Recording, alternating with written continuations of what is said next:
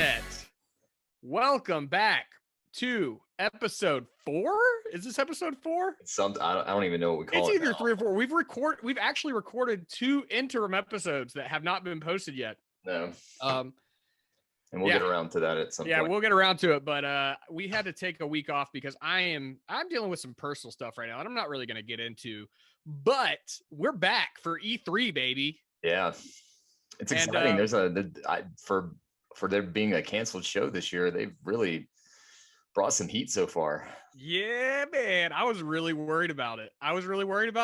But I was still hopeful, and the hope came through. And to celebrate, I am drinking something special tonight. Uh-oh, what is that? It's a gas station wine cooler called Buzzball. Oh yeah, we talked about this at my company the other day. Dude, I've never had one of these, but I saw it and I was like, that looks like a little drunk hand grenade. I'm gonna drink that. And let's see. It's I got the Choco Chiller. It's an orange wine with cream and natural flavors. I love when they put natural flavors on stuff. It's like, what does that mean? You know, like that actually is not bad. It kind of tastes like a White Russian. A wine cooler that tastes like a White Russian? Yeah. It tastes like a White Russian. I don't know that that's what you want to.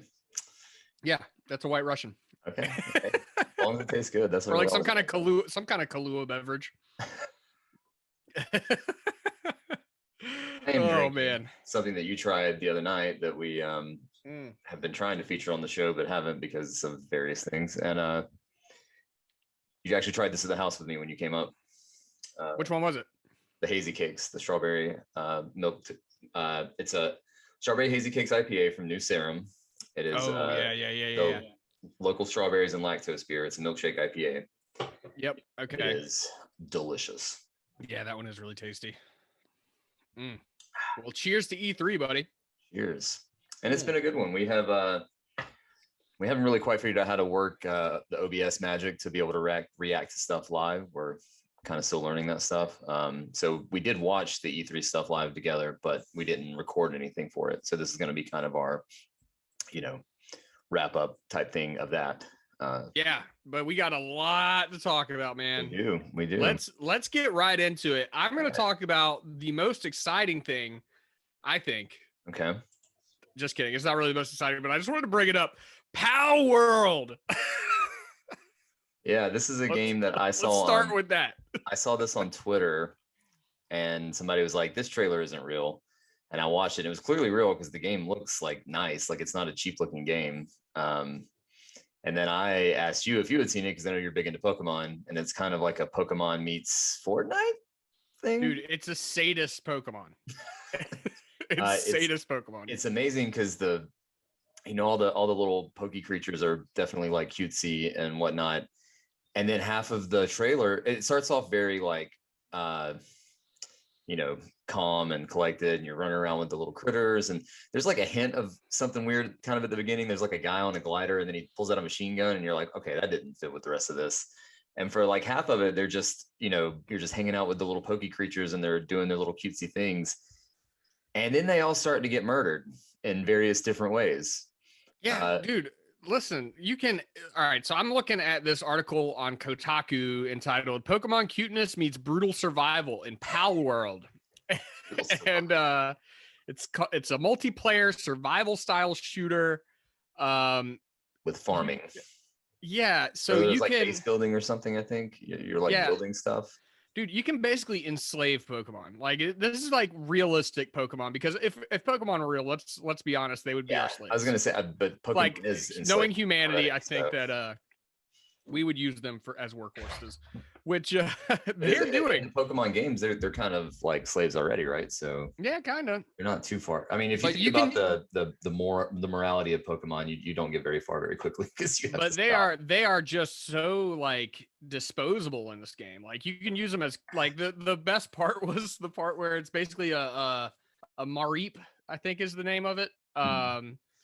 The guy's holding up a Mareep that's just crying as he's using it for cover. Like, coming down getting shot by a machine gun. A body shield against this machine gun that another person is firing at him.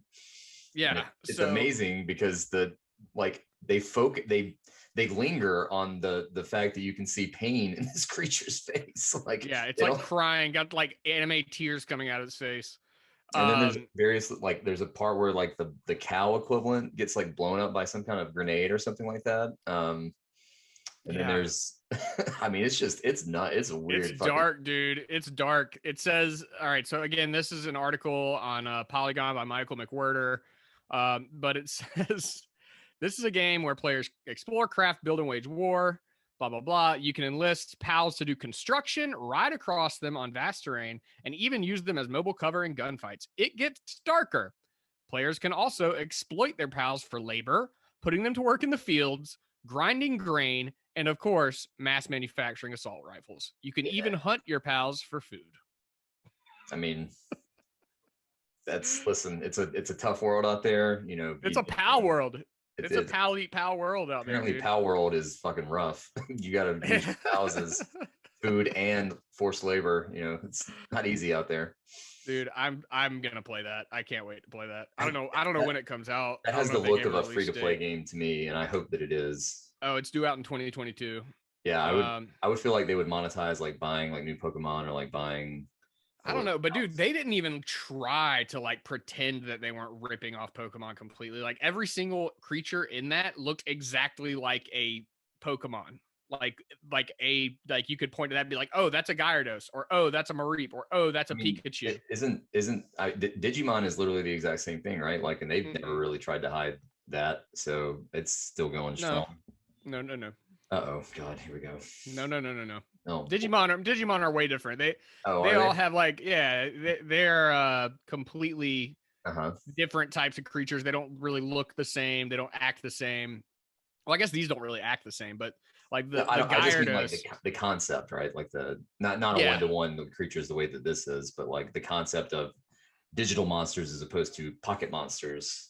yeah, I don't know anything about Digimon. I know even less about Digimon than Pokemon, which is saying a lot. yeah. I But don't know much about Digimon at all. I watched a few episodes and I couldn't get into it. at least Uh, you tried. I tried. You know, I got to give anything with Mon in it the old college try.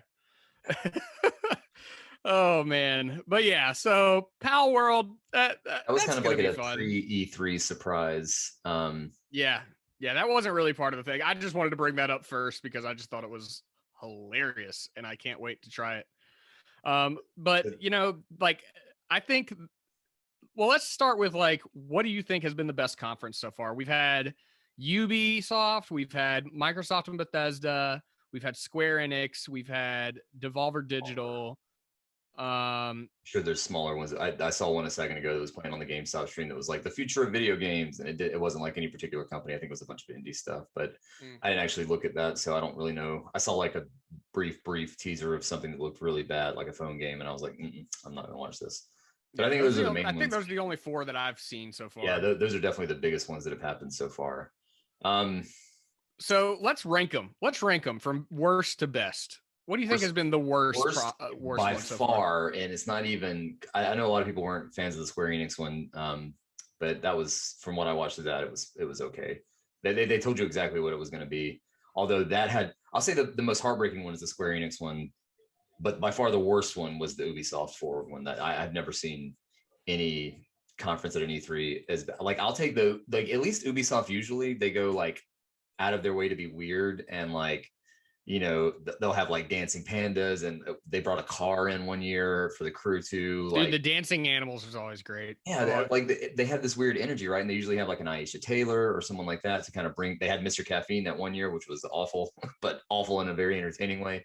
Mm-hmm. But this year it was just flat and kind of boring, and like they had the two announcers at the begin that were like leading the stream and they were fine, but it wasn't like.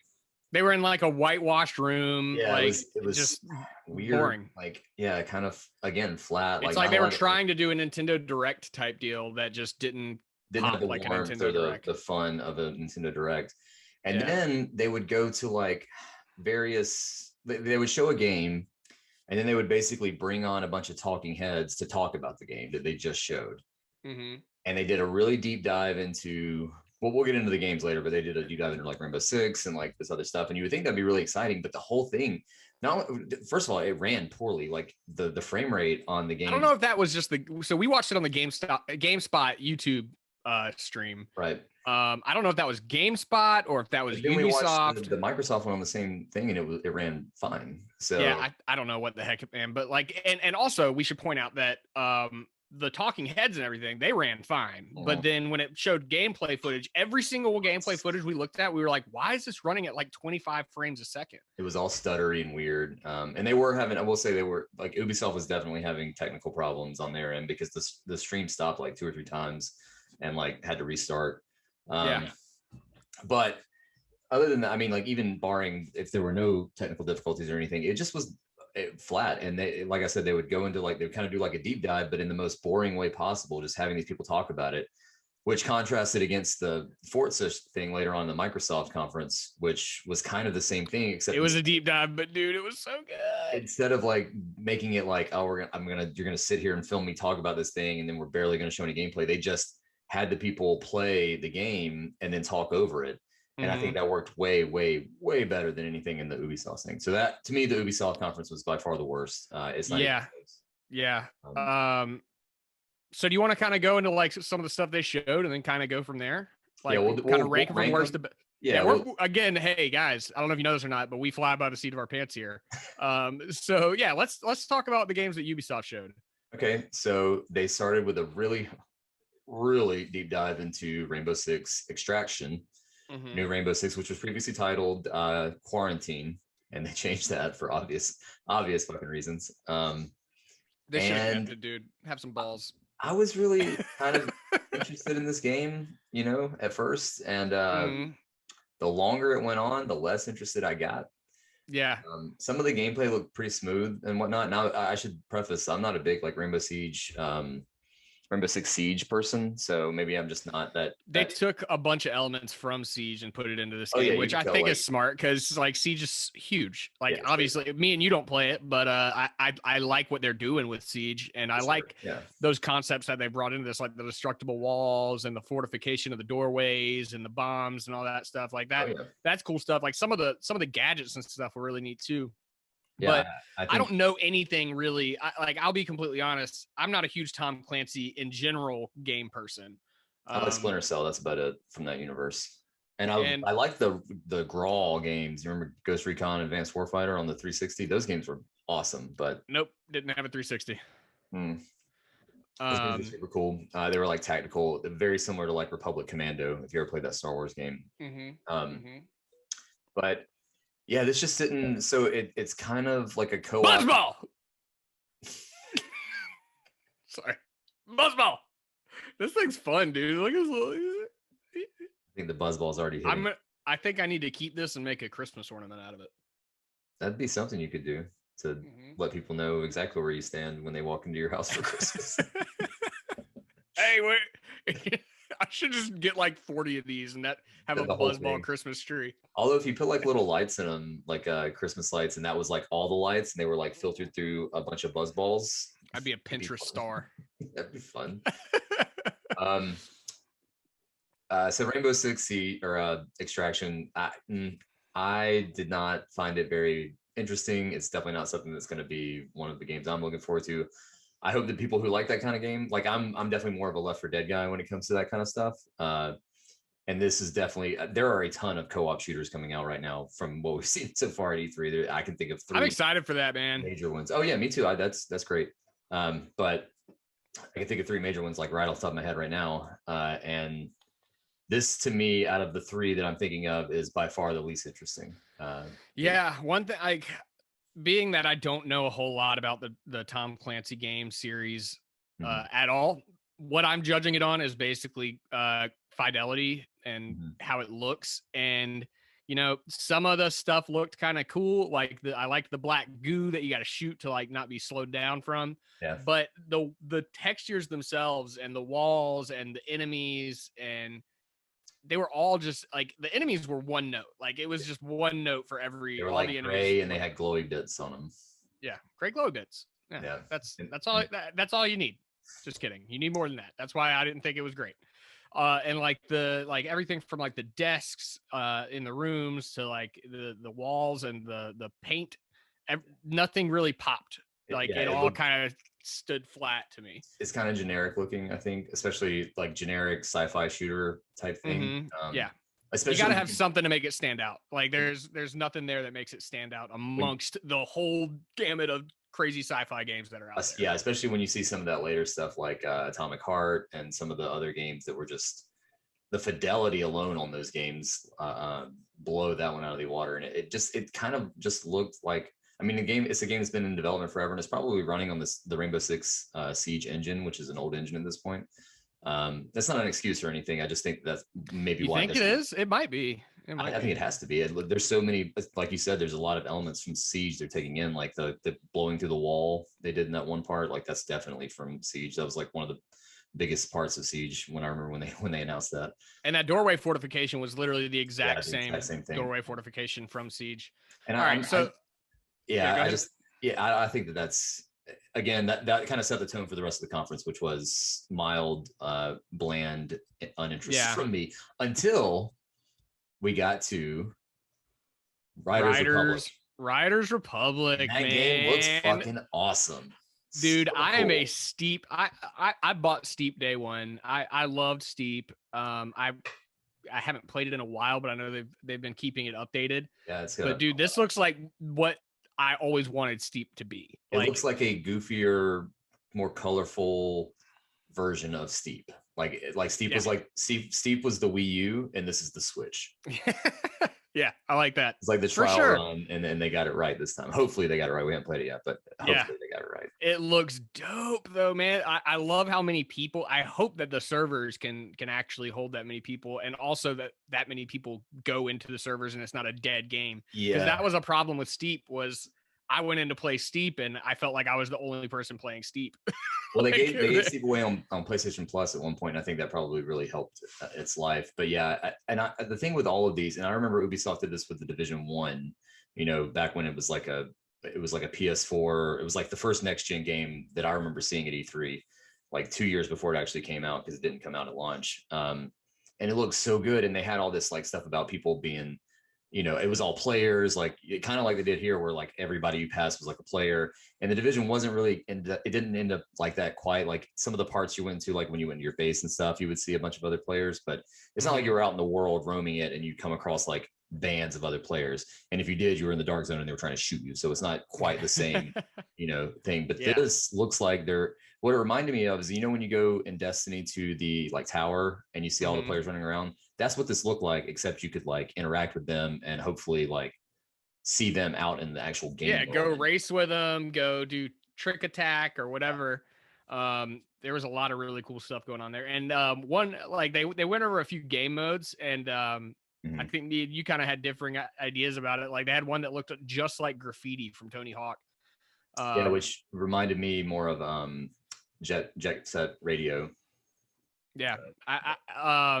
But I love Graffiti. Like I would love to do Graffiti because I don't know if it's going to be anything like it in this, but like in Graffiti in Tony Hawk, you like can start a trick on one ramp, manual out of it, keep your trick going, take it over to another ramp, and then like do like one trick chain that actually touches like 5 different elements of the course, and then have all 5 of those boom, boom, boom, boom, boom, like change colors for you right then. Yeah.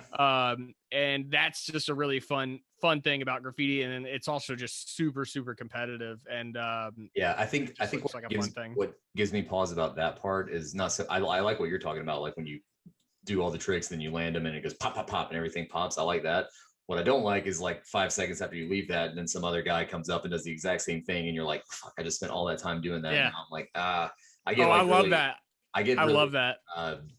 Annoyed by that kind of thing, because I want to just do it and then get the points and like move on. But I can see people who like that type of mode really, really digging this. It's probably not for me. That'll probably not be one of my modes, but I think I'll probably have some fun with that. And then also my favorite part of that was the mountain biking, the first person with the first person camera. Looks impossible to control. Like I don't know how it's kind of like when you drive a car in Grand Theft Auto, like you want to play it in first person, but I always switch to third person. I was getting vertigo just watching it, and all I could think was, man, I wish I could play this in VR. Like, that would be insane. I'd probably puke everywhere. Actually, No, I take that back because I played Trackmania. Trackmania. Yeah, I played Trackmania Turbo in VR, and that was vomit inducing a little bit, but it was also a A lot of ton people of seem to think fun. that was vomit inducing. So that game looks awesome. I'm really stoked for that game. I don't really like a lot of sports games or like that kind of game. I used to when I was younger, like love Tony Hawk, love SSX, but this game seems to be I think a lot of, now that we've gotten like higher fidelity machines, a lot of the fun of sports games we're kind of losing, or we kind of lost that. There's no, because they're trying to take them all more realistic. right, exactly. And like, so NFL Blitz, no NBA Jam, the most that we, and even like our skateboarding games like became Skate, which is fine in its own way, but it's not like Tony Hawk. It wasn't like Yeah, an arcade game. I kind of feel like the Tony Hawk 1 and 2 remake might Brought have been a proof of concept for them, and I'm 100%. hoping that they'll do some more with that and bring it into like the modern era. And this seems like it's going to follow in that mode of like, we don't really care if this is realistic. Like the paragliding was like literally they had jets on them, like full on jetpacks, Yeah, which looked awesome and stupid and great. Like those are real tech. People have those. But I know they have paraglider. Do they don't have jets on dude, them? no, they're if you go on YouTube and look for like jetpack guy or something, like there's videos of a dude flying with one of those things across not flying exactly across the ocean, going like fucking like hundreds of miles doing that an in the hour. mountains, like fucking going through like fucking that. I mean, I know what you're talking about, but that's a little different than these guys are full on paragliding with. They're basically the Rocketeer, which is awesome. I want that, but it looks awesome. I also love the dude. They're like, make sure you have a good rig or whatever, and then it's like a guy with like a rickety bike, the rickety with like bike, all like with all the bag with all the junk all over it. Yeah, that was great. Yeah, that looks like it's gonna be a wacky good time. So that was pretty much everything that I can. There was the pretty funky song from the new Just Dance after that, and that's basically all I can remember from the entire conference. I don't remember anything else that they did. Yeah. Oh no.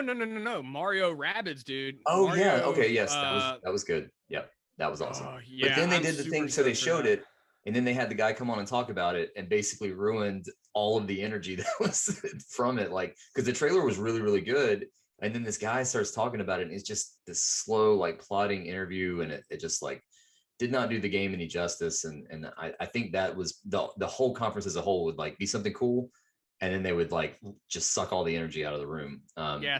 But the game itself looks awesome. It looks really good. Yeah. I really like Kingdom Battle, but this looks like it's one thing I really liked about Kingdom Battle is that it was all the enemies were based on Mario enemies. And in this one, they bring in like you're going to the outer reaches of the galaxy, and there's like all these new enemy classes that don't look like they're tied to Mario or Rabbids. That they're just kind of their own new thing. Mario Galaxy-esque. You pointed out that you got the Lumas. That the Lumas are like they're called it's called Spark of Hope. Yeah. And the Sparks are basically the Lumas and the Rabbids got merged and created the Sparks. And I guess it's all about them. But yeah, as soon as I saw the little Luma laid out, I was like, oh, Luma, they're going to Mario Galaxy. Oh my God. And they 100% did. Yeah, so I'm very excited for that game. The way you move around in battle is different. Like in Kingdom Battle, it's a grid-based system. Yeah. Very XCOM-ish. And in this one, it looks like it's just a circle, like a radius around you that you can go anywhere in. So I think that might make for some interesting gameplay. I wonder if it's like that when you're doing like the movement, like moment to moment movement, and then it maybe goes to a more grid based or more locked in system. No, that's not moment to moment. Moment to moment was the stuff where they were running through and you got like the little thing that you're following around. It's like it looks like a Roomba. Yeah. Like that's what you're controlling, and then the Mario and everybody else just follows that thing. Oh, okay. All right. Yeah, the movement in that game is weird, and it's going to stay weird, which I'm excited for. Yeah, the game was cool. It was a good way to end the show too, I think, because it definitely brought a little bit of that energy back. And like I said, they completely sucked it out 5 minutes later when they had the guy talk about it. But it like the best Ubisoft thing was the Nintendo thing. Yeah, of course. Actually, the best thing was the Riders Republic, and then it was yeah. But that was the Ubi conference, and that was not very good. Yeah. Especially considering they didn't announce anything new. I guess the Mario thing was kind of new, but I think literally every other game was already known. So that's like one game out of like 17 that they showed that. Yeah. That Yeah, was they didn't show anything new hardly. one Splinter Cell. That was a note that there's nothing about like Assassin's Creed or anything like that. I mean, there was stuff about DLC, but nothing new. I was hoping for Rayman, dude. Rayman, yeah, I was really hoping for Rayman. None of their like deep franchises. They seem to, good on them for doing new stuff, but like, where's that Skull and Crossbones game? Where's where's the pirate game that they haven't where's Michael Ansell's game, Wild? Where's the other one, Beyond Good and Evil 2? They didn't talk about any of that stuff. Yeah. Let's see. So yeah, I think that's good for Ubi. They don't deserve a whole lot more than that. Just kidding. We love you, Ubisoft. Number 3 on the list of conferences. Well, before we go to number 3, I want to talk about one thing that was actually not in a conference. It was actually at Games Fest. Summer Game Fest was this would have been my Death Stranding. This would have been my number 1 trailer of the show so far if it were part of E3 proper. Would it really? Only because it like, if you were to, so I was watching this stuff. That would be the Death Stranding director's cut. That would be your number 1 trailer so far. Only because it trolled the shit out of everybody. So I was watching this in real time, and I muted you. What'd you say? I said only because it trolled the shit out of everybody. Like, it was such a troll, dude. It's Kojima just doing his thing. Well, I was watching in real time, and like I saw Dan Reichert tweet. He was like, "Are they doing a new Metal Gear thing? Are they?" Because it starts out, because it shows Kojima come on, box, and then you see it goes into like a military looking facility, and it swooped the camera. Looked very Metal Gear. All these like soldiers, and it looks just like the part in Metal Gear 2 when you're like, about to storm and fight Metal Gear Rex, and so it's clearly Kojima is like aping that. And there's not really any, because there's not a lot of inside areas in Death Stranding, so he's not really, if he's teasing something like that, then it made it look more like a Metal Gear game than anything else. And then of course it pulls back and it's Norman Reedus. And then Norman Reedus, baby. So first thought was like, oh, they're gonna do a Metal Gear, fucking Death Stranding crossover, like that would be dope. But that also wasn't it. So then they go to a cardboard box, which is like maybe the most iconic part of Metal Gear. And it says Fragile on it, which is a character from Metal Gear 5. And then dude, this was the best part. The best part. He just dumps out. He opens it and dumps it. And it's oranges, which I don't know what that means.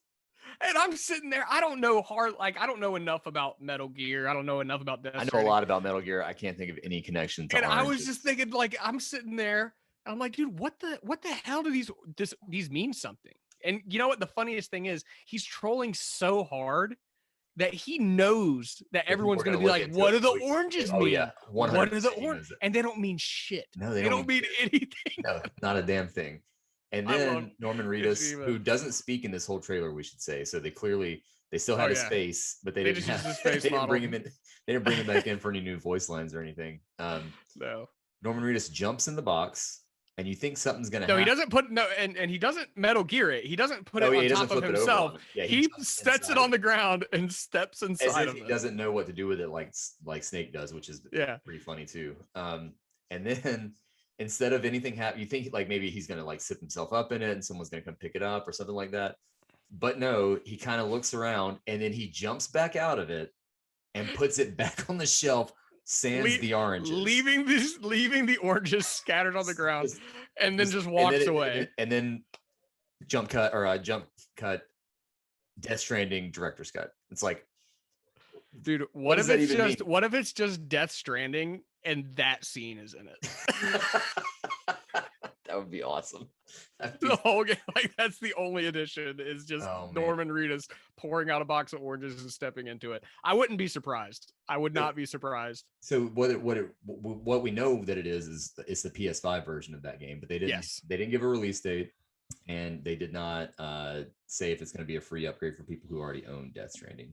I imagine since they're putting director's cut on it and it's Sony and they seem to keep making the worst decisions possible every time they make a decision these days, I'm assuming they're going to charge you full price for that, but we'll see.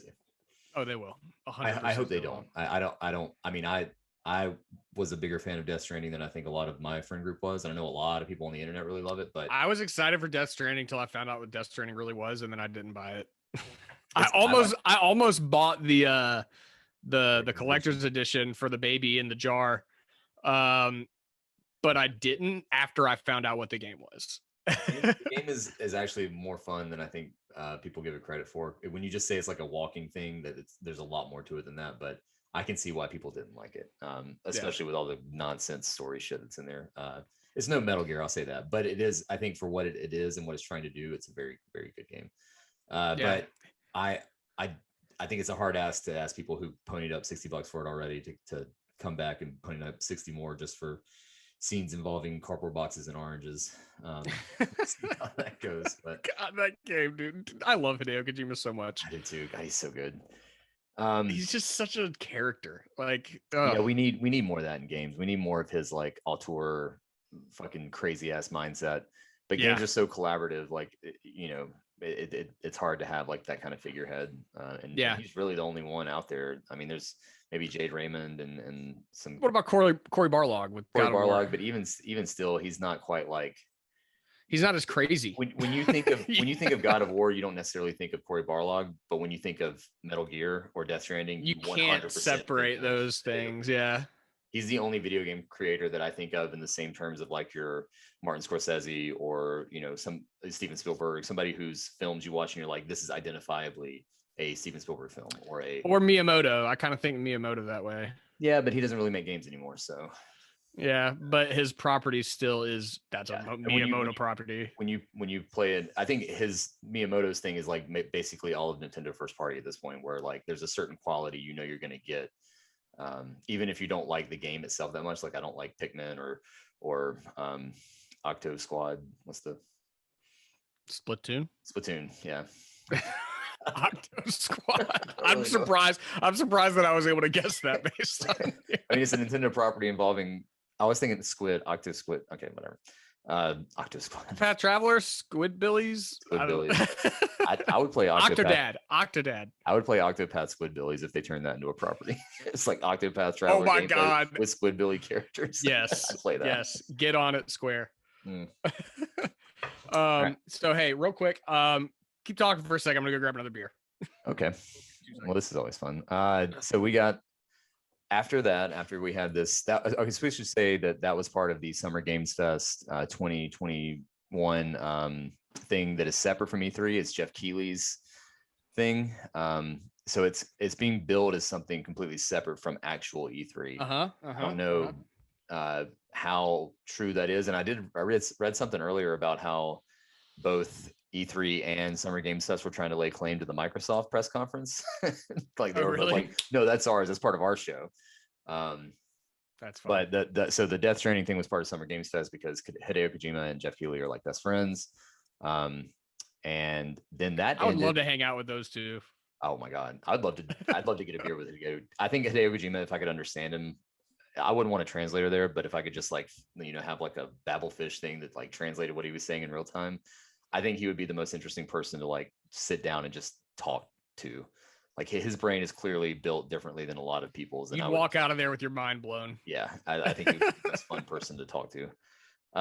But then the Summer Games Fest, the day one thing that they had, it ended with arguably maybe the biggest thing of E3 so far. Even after the Microsoft thing, we have a lot of stuff. Wait, bigger than Power World?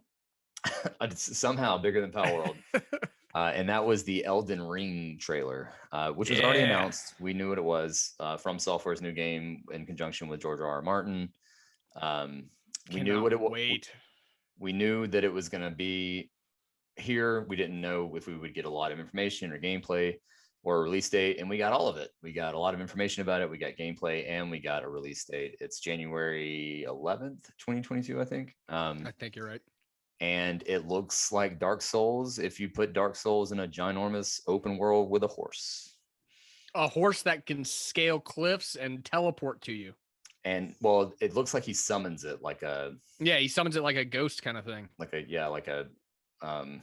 your Destiny like speeder bike thing. Basically, yeah. It looks just like that. You summon it the same way. And it looks like there'll be some combat implications for that stuff. But I mean, the game looks very, very Dark Souls, like to the point where I talked to Sean and he seemed a little disappointed that it wasn't more than just Dark Souls. But I think there's some, merit to like having that formula and taking it to like a bigger, more open setting, because Dark Souls is very oppressive. The atmosphere is, which I love about it, but it's very like, dangerous feeling, right? You can't really just run around in there and have like a big open world fun time. And it looks like this might be more of a like traditional, like almost like Bethesda style RPG where you're roaming a landscape and coming upon things. And you're not necessarily doing things in like a set order like you would in a Dark Souls. So that's interesting. And the game looks incredible. Like it looks nuts. The enemies look very intimidating. I'm very excited for this game. If I had to guess, I'm probably going to buy it day one, play it for 2 days, hate it, and get rid of it. But I'm very excited right now. Yeah. I think it's going to be one of those games that is divisive. I think even from the Dark Souls, because most people generally agree Dark Souls 1 is great and Bloodborne is great. And then people are very split on Dark Souls 2 and 3 and the Sekiro. Demon Souls is kind of a different thing because it was kind of before Dark Souls had a template for it. And it actually plays super differently than all the Dark Souls games because you're picking levels and stuff. But ever since they came into like the Dark Souls style, they've kind of made very similar games that are all in that pattern. And this is going to be, I think, the first one to really break from it. Because even Sekiro, you're not like picking up new weapons or anything, but you're still going through an interconnected world and mostly doing it in a fashion that is laid out before you that you can't really deviate from. I mean, you can a little bit, but like it's mostly not linear per se, but like you can go to this. It's more like a labyrinth. Yeah, and like a linear labyrinth kind of thing. Yeah, you can kind of take different ways to different points, but you're still going to end up at the same point at mostly the same time. Yeah, and this game looks like it's going to break from that. Now we could be wrong because even you can say a lot like Dark Souls is considered open world by a lot of people simply because it is an open world that you can go in any direction in that you want to, as long as you can survive. But I wonder. This does look way more like traversal based, like open world. You can actually, go wherever you want. You see that mountain, you can go there. Yeah. So hey, was that part of Game Fest? That ended Games Fest, yeah. Or the first day one Games Fest. Okay. Which I don't. That's not part of E3, so I don't think we should put it as like one of our top E3 conference things. Also, that's the only 2 games that I remember from that whole thing. So yeah.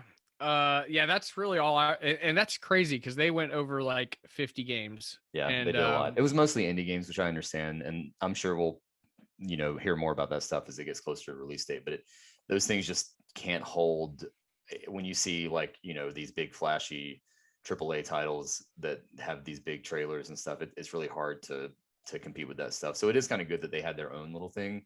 But this isn't quite the same on the same scale. So I kind of want to go on to the next Let's go. Next conference, and one that we actually didn't. This might tell us something. We didn't even bring this conference up when we were talking earlier. Like we did a little pre-show planning, just a tiny bit before this. Gearbox. Yeah, Gearbox. They didn't show anything. They showed Tiny Tina, which does look kind of cool, and it's got a cool.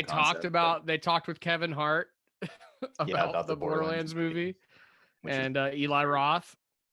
Which that's a good director, so that's cool that they brought him in for that. But there wasn't a lot of game stuff there, and the Tiny Tina thing is probably just going to be Borderlands with like a different. It's going to have more magical RPG elements to it. That would be cool. The thing that I dislike about Borderlands 3 is that it's just the same skill tree that you've been seeing for the past 2 games, and I kind of wish they'd go to deeper on the system stuff and less on the like the gun. Loot stuff, but I understand that's what that game is. So if Tiny Tina can do that and like bring a little more of the RPG elements into it, I think that's super exciting. And you get to create your own character, which I think is very cool. Yeah, they've been needing that for a while. Yeah. So we'll see. I mean, that's kind of interesting, but that wasn't even really a conference. Like one game and the movie, and then like updates on Borderlands 3 DLC. Like that wasn't real. Yeah. And they talked about a couple other games, but honestly, I don't even remember what they were. Oh, Homeland 3 got announced, or Homeworld 3. which looks great if you're a PC player, but you might not even know what that is. I don't. It's an RTS, like 3D. It was the first 3D RTS ever made. Oh, there's another RTS that I forgot to put into the lineup here in the Microsoft conference, which I'm excited to get to the Microsoft conference. Cool. But then we've got, so that was Gearbox, and then number 3 on our top 4 list of conferences would be the Square Enix conference. Yep. Which I'm going to have to defer to you on that one because I actually didn't even watch it because I was busy playing Mass Effect. So we went to, we watched the Microsoft thing, and then I kind of like was just glancing in on the Square Enix thing, but I ended up watching all the trailers later, and they started with the Guardians of the Galaxy trailer, which is by Eidos Montreal. It's the guys who made I think it's the guys who made Deus Ex, which is one of my favorite franchises ever, and that seems to be dead. So now they're making this, and it looks cool. It's a single player. They clearly learned their lessons from the Avengers. They're not making a multiplayer live game like they tried with the Avengers. It looks cool. I think you can only play as Star-Lord, which is weird. That was the vibe. All right, so I watched, I think it was like a 3-minute trailer, and I watched about 2 minutes of it while I was playing Mass Effect. Mm-hmm. And all I saw, like it looked like you were just playing a Star-Lord, and then at one point in the trailer, it actually text popped up on the screen that said "Play as Star-Lord." So that makes me think that you're only going to be playing a Star-Lord, unless I'm wrong. Unless this could be like in how Spider-Man 1 was just Spider-Man, and then Miles Morales was like a separate thing. And then if they do a sequel, they could maybe bring in more characters that you switch between, which I think is like the plan for the next Spider-Man game. So they could do that, like start off, get the one gameplay element right. Because if you think about it, that's one of the reasons why the Avengers didn't do as well, I think, is because I remember somebody compared it. They were like, imagine if you were doing God of War, and instead of just getting Kratos to feel great, you had to get 4 or 6 other characters. Yeah, with completely different ability sets. Right, with a different traversal, different everything. So I think focusing on just the one person and getting his abilities, his style right, is probably the right move, especially in the wake of the Avengers. Yeah. I think if you're gonna have a game that goes with like that many characters, it's very hard to make it detail oriented and kind of focus on what makes everybody tick. Right. That's why games like what's the one I'm thinking of? The Avengers game. Not the bad one, but the one the Marvel Ultimate Alliance. Yeah, Ultimate Alliance. That's the one. The Ultimate Alliance games are great, and you play as a million different characters, but they all basically play the same way. Yeah, it's like you got like 4 different types of characters, and they have very similar skill sets. Those games are great, man. Mm-hmm. And even the third one, which a lot of people weren't as hot on, I thought was really great. Like I enjoyed it. I was kind of disappointed that we couldn't I couldn't progress my characters in your game and vice versa. Yeah, I hate when that sucks. That's really and like I remember the day that game came out, we both bought it and we were like about to play it, and then we got together and it was like, wait a minute, I can't. A side character in someone else's story. I can't even play. Yeah, I don't want to do that, man. And you get to pick one. The person that comes into the other person's game gets to pick one character from the other person's lineup and only play that character. They can't swap characters around like the main player. And that's the whole fun aspect of that game, is being able to swap characters when you want to, like playing as Deadpool and then turn around and playing as Hulk. Yeah. Like, or anybody, like having 2 different completely different characters to jump into, and to have one player be able to jump to 3 different characters, and one other guy like, I'm not gonna get any progress, and I'm only gonna play as one character. It would suck. So me and you both, I was like, you can come play in my game, and you're like, nah, you can come play in my game, and I was like, guess we're not playing this together. Well, I remember when Fable 2 did the exact same thing. They were like, it's going to be multiplayer, and I was like, cool, I'll bring my character into Sean's game, and we'll just like do all these quests together and stuff. But it's you play as like a generic like side character. You're not even your own character in that game, and it was so disappointing. Like, yeah, I don't understand why. I don't understand, because I don't know anything about how games are made or anything. So I'm sure there's a reason why they do this kind of thing. But like, if it were up to me and you could just do it, like let someone bring in their progress to the game. I like that's one thing Borderlands 3 was so good at, was letting you bring in your The character, progress and the characters, you like could be in the middle of a different side quest, and if you complete it far enough, when you pick that side quest up, it'll be in that exact position, which is insane to me that they were able to pull that off, and all these other games can't get it right. Or if you're doing it in someone else's game, you get the credit for it in your game, and you get the loot for it and all that. And it's just an amazing progress system that they have.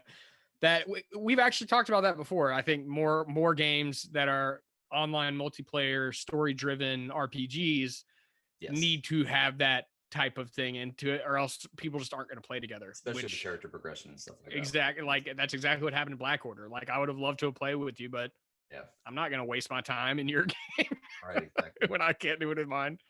So then they followed that up with the announcement that Final Fantasies 1 through 6, if you can't tell, I'm a huge Final Fantasy fan. Final Fantasy 1 through 6. That glare wasn't there. That's a dope poster, but so cool.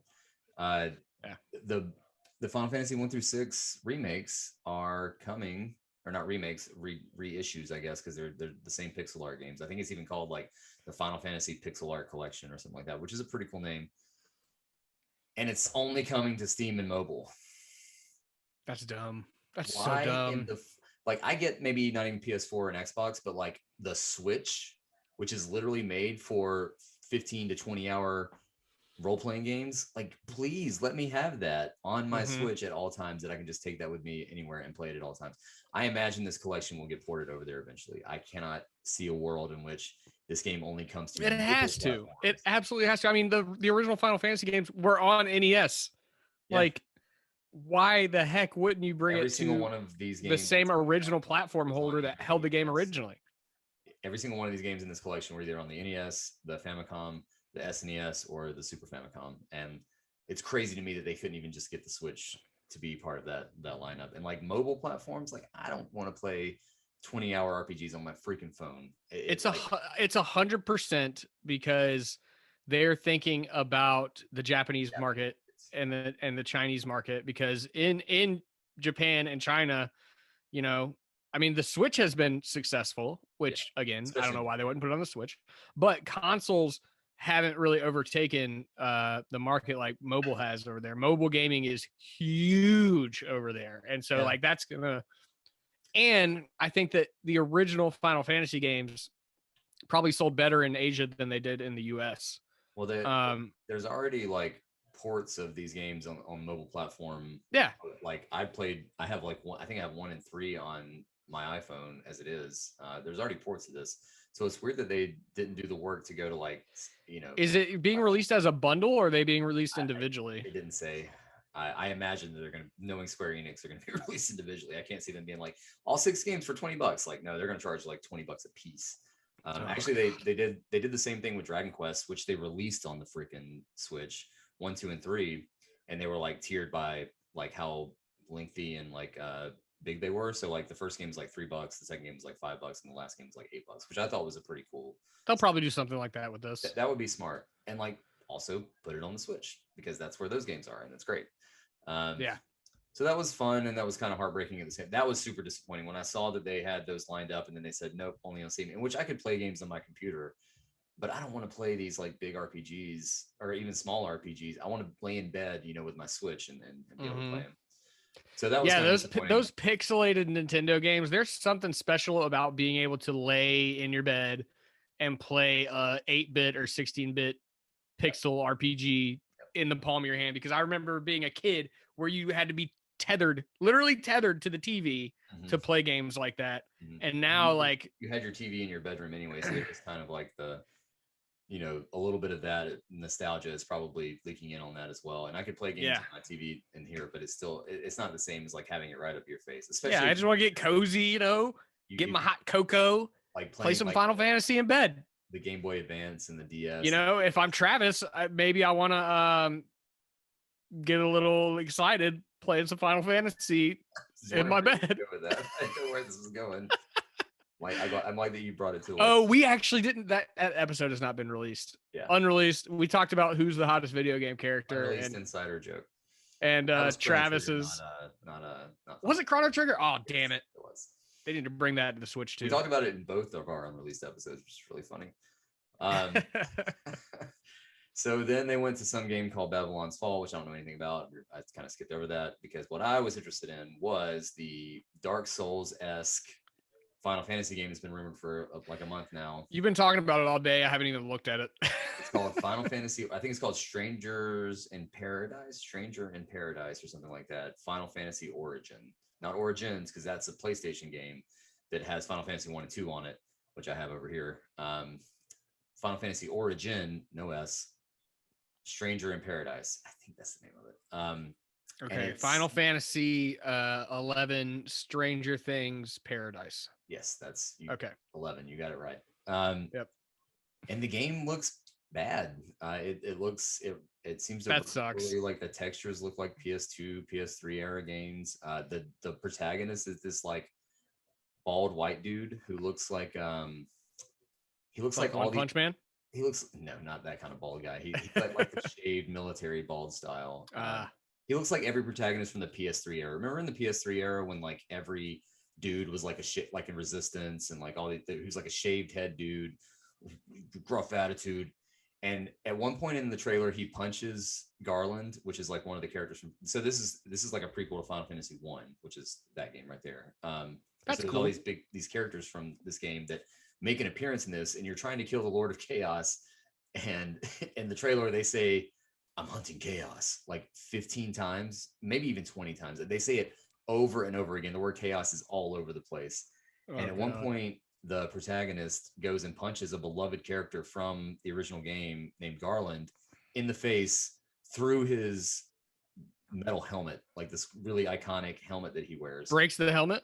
No, he doesn't break the helmet. And in fact, Garland like catches his next punch and stuff. So you kind of get both things, but like, it just seemed like a really weird way to introduce this thing that's supposed to be like a loving like tribute to the first game in the series. And they're kind of like the first thing they have, not the first thing, one of the first things you see from this game is them punching this really iconic character from the original game in the face. It's just like a weird way to go about it. So then, yeah, see, I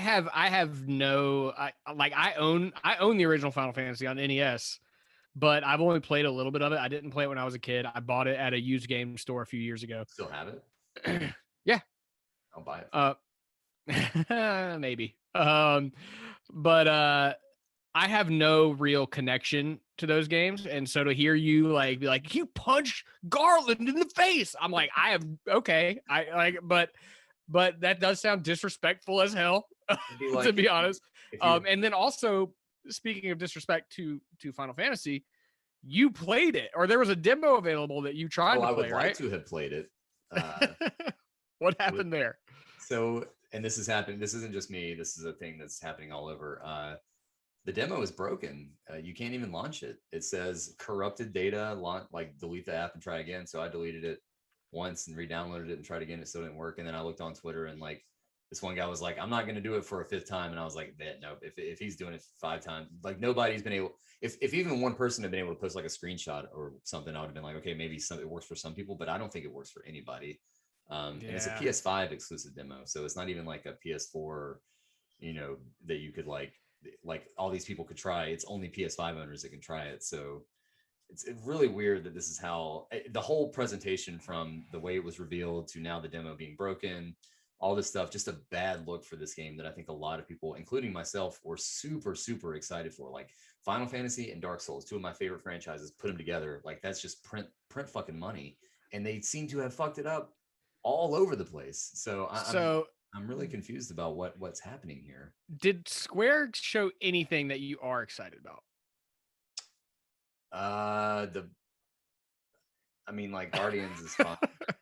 And so when we rank this, judging by this conversation we're having, I think that Square actually needs to go to the top of the worst list. You think they should be below? Well, I mean, like, okay, so here's why. It's because like UB has Riders Republic, dude. Right, which is better than almost anything at this thing. But what I'll say about this is that the Origin game and Guardians, and if the 1 through 6 collection were coming to the Switch, this might be number 1 conference overall. Like, I'm not gonna lie to you, but like if I feel, but these are things I feel like they can fix, right? I don't think Origin is going to release in the state that it's in. In fact, if I had to guess, I would say that they're going to go back. They're probably not going to release it for another 7 years now. Well, maybe not 7 years, but like I think they'll go back and remodel that protagonist. I think because everyone hates him on the internet. I've never seen such a visceral like. So you think they're going to Sonic the Hedgehog it? I think 100%. Yes. The exact same thing that happened with the Sonic movie, I think is going to happen here, where there's a lot of criticism you can throw at this game, but like the very first one is like, why is this American military looking bald man in this fucking this like fantasy setting with like, because he's got two companions who's like, one's this like tall dreaded black dude and the other one looks like like an anime character with like this crazy cloud hair and stuff, and like both of them look so more visually interesting than the guy that you're playing as. And it's like, why would they do that? Who thought that? Square Enix has had a problem over the years of like trying to get Western audiences in, and they seem to always go too hard in the like generic sci-fi like tropes. It's like they watch like Clint Eastwood movies, or like what's the most American thing going on right now, and try to emulate it in like the worst way possible, the most out of touch way possible. Yes. Like they have no idea what's really going on in the American audience's head. This should say something about how not interesting this game is, but we forgot to mention that Ubi ended on the Avatar video game, and oh yeah, which does not look good at all. Graphically looks good. I mean, it looks nice, but it doesn't look interesting. But just like the Avatar movie. the guy in this Final Fantasy game is literally, if you took Sam Worthington from Avatar and put him in a video game, that's what he looks like. He looks like it, he talks like it, like he's extremely boring and bland, and he's 100% would fit. They should swap that guy and to put him in the Avatar game and then bring in somebody else. Just put Sam Worthington in the Final Fantasy game. No, fuck no. Don't put that evil out there, because that'll be the next announcement that Square Enix makes. We got the Avatar guy in the Final Fantasy. No, please don't.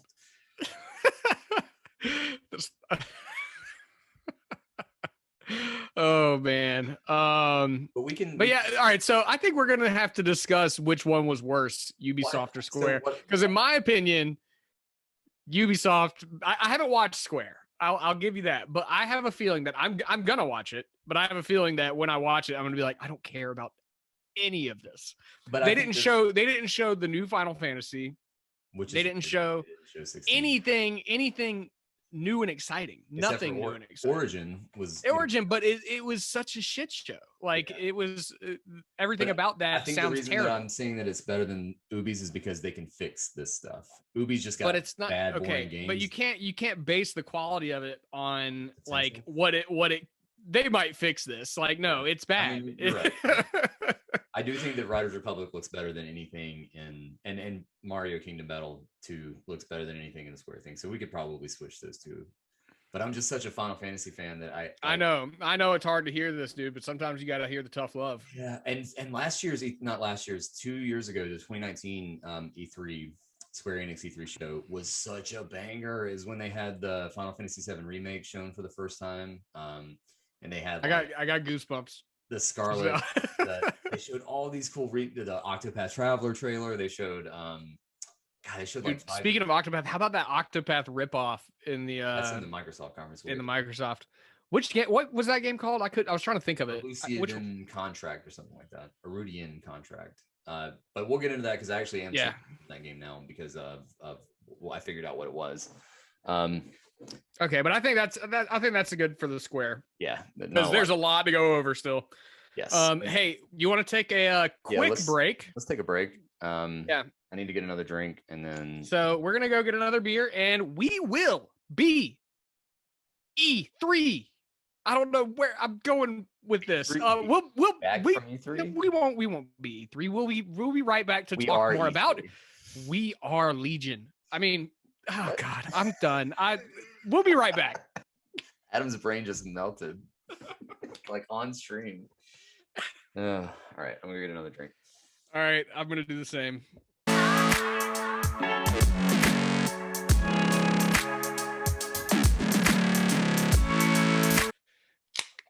Clank.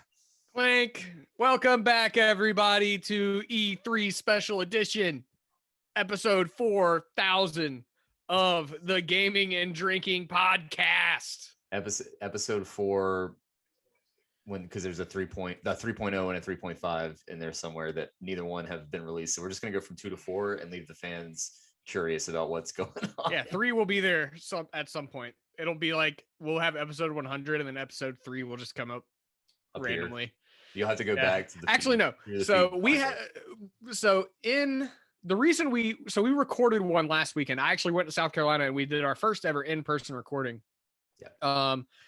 And we had a special guest in the studio, which was my little brother. He is 22. And he is really funny, but he also he took the show and just ran with it, and it went off the rails in the first 10 seconds. If you ever wanted to hear what maybe a Ben Shapiro approved version of our show is, then it was that was probably no, don't you dare put that juju on him. That was probably, although he'd probably take that as a compliment. Oh, he definitely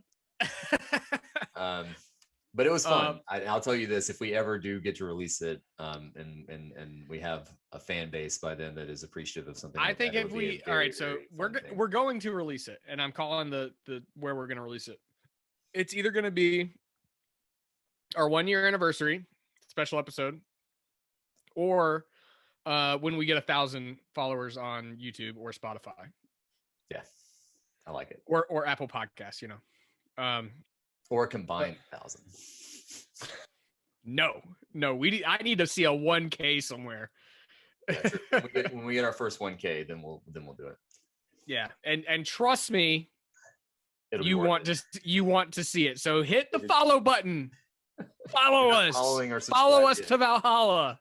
Yeah, definitely. All right, and I've been told that if I keep going at this rate, I'm going to get what Travis calls the drunk leer. Like, dude, you better be careful. I feel that drunk leer coming. Yeah, I haven't been eating enough lately, so it might be coming at some point. Yeah. So where were we? We had we're gonna roll right into the Microsoft conference, I think. Is that wait? So we talked about UB. We talked about no. Square. Devolver. Because yes, we don't even have to discuss it. We already know that Devolver is number 2. Yeah, Devolver is number 2. I was up till about 5 a.m. last night, just laying in bed and watching YouTube, and I was like, oh yeah, Devolver happened today. So I started the Devolver thing, but it was like 4 a.m. when I started it. So I watched only like the first few things. But from what I saw, it was fun. I always enjoy Devolver conferences. They are always so weird and just out there entirely. The crazy woman they have, the actress they have playing like the CEO character, is really, really good and gets like the audience that she's going for. Oh, they changed it this year. Now she's not the CEO. They actually retconned it all. Oh yeah. And said that she is just like some like low level employee that they own the likeness of, and they can. She's like, I'm an intern or something like that. It's great. Really funny. She's a really great actress, and she's so game for whatever dumb shit they have her do. Yeah. I really, really like Devolver stuff. And this year it was Devolver University. Like it was like this whole like 80s it kind of like educational video, 4:3 ratio, like film grain, talking about like all the different classes they offer at Devolver U, and it was a shit show. But all that aside, I really some of their games, dude, Devolver they're one of my favorite publishers, if not my favorite publisher. Just because I appreciate what they're doing so much. Yes, they are giving voice to a lot of developers that would never be looked at if it weren't for them. They take really creative and ambitious approaches to indie games in a way that nobody else does. Before they get that Devolver money, they might not be able to realize some of these ideas. But then you look at something like, Death's Door or that exploration game Phantom Abyss. Like those games they look almost like AAA, but with this indie sensibility to them. But it started with Shadow Warrior, which I don't know any. I saw that and I was like, "Whoa! It looks like I thought it looked just like Doom 2016, but like indie Doom 2016." So this is actually Shadow Warrior 3, which is a sequel to. So Shadow Warrior 1 was a reboot of Shadow Warrior on the PC, which was a build engine game. Build is the engine that powered Duke Nukem and a bunch of games in the 90s. And Shadow Warrior was a very racist caricature of Asian culture back then. The main I need to see this. I need to see this. And still is Lo Wang. And it was a lot of puns about Chinese people and Wangs and stuff like that. I love that game. I think it's not for its just for its sense of humor and stuff, but because it's better not say that. It's I don't love that game for its sense of humor necessarily, but the gameplay was really, really good and really fun. Oh yeah, that does look just like Doom or Wolfenstein. Duke Nukem. I mean the gameplay just look Doom, Wolfenstein, Duke Nukem. Back then it's built in the Duke Nukem engine, so it looks just like Duke Nukem. They all look the same to me. Wow, maybe you shouldn't say that. They all look the same, dude. It's a first-person shooter for the early 90s. They all look the same. Oh God, there's 1,000. If we had 1,000 viewers right now, they'd be furious. All 12 of them are going to be like, "What is he talking about?" Because actually, the people that listen to us right now don't know what we're talking about. But somebody's going to stumble upon this and be like, "Who the fuck said that shit?" Like, early 90s shooters do not look the same, you fucking noob. If I were listening to our podcast, that would be me right now. I'd be furiously typing into Twitter, trying to cancel Gogan. Send me a DM. Let me know how bad I'm doing. Just let me know you hear me. So Shadow Warrior was this is the third one in the new series they've been doing. It looks very Doom 2016, and it does look good. I think it looks really cool. Yeah, I'm excited for that.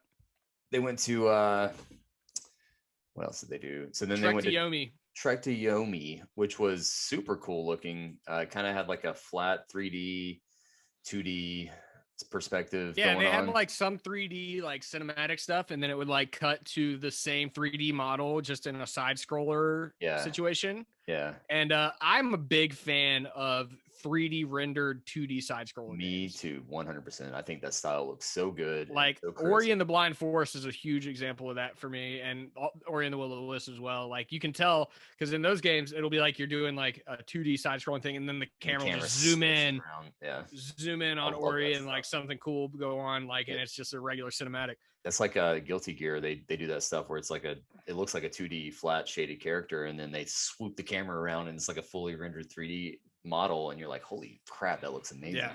Yeah, that game looks super cool too. And then they did let me get this right because I have an article pulled up about it. Phantom Abyss. It's an asynchronous multiplayer game that casts players into procedurally generated temples and tasks them with retrieving Alex. So it's basically, dude, I'm so stoked for that game. It's asynchronous Indiana Jones.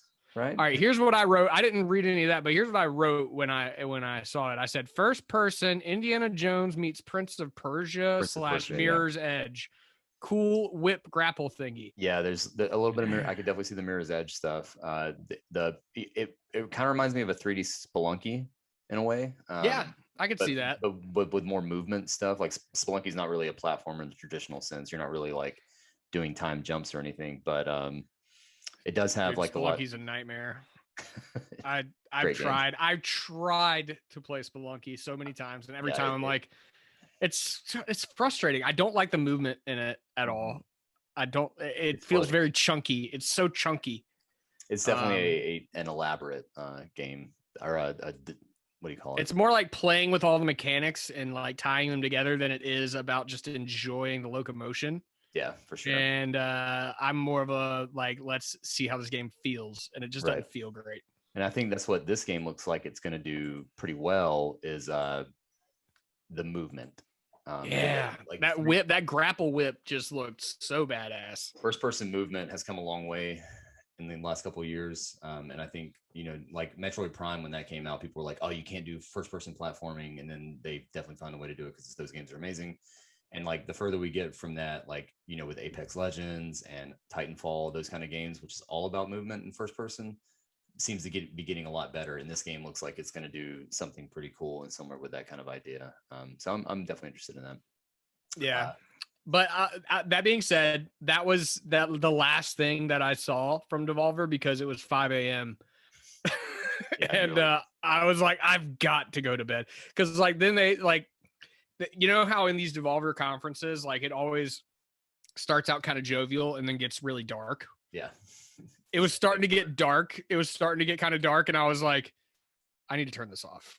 I need to go to bed. It's 5 a.m. I don't want to have weird dreams tonight. Yeah. So I turned it off and went to bed. So then they showed Death's Door, which is a roguelike that kind of has like Hades type things going on, and a little bit of one of my favorite games ever, Hyper Light Drifter.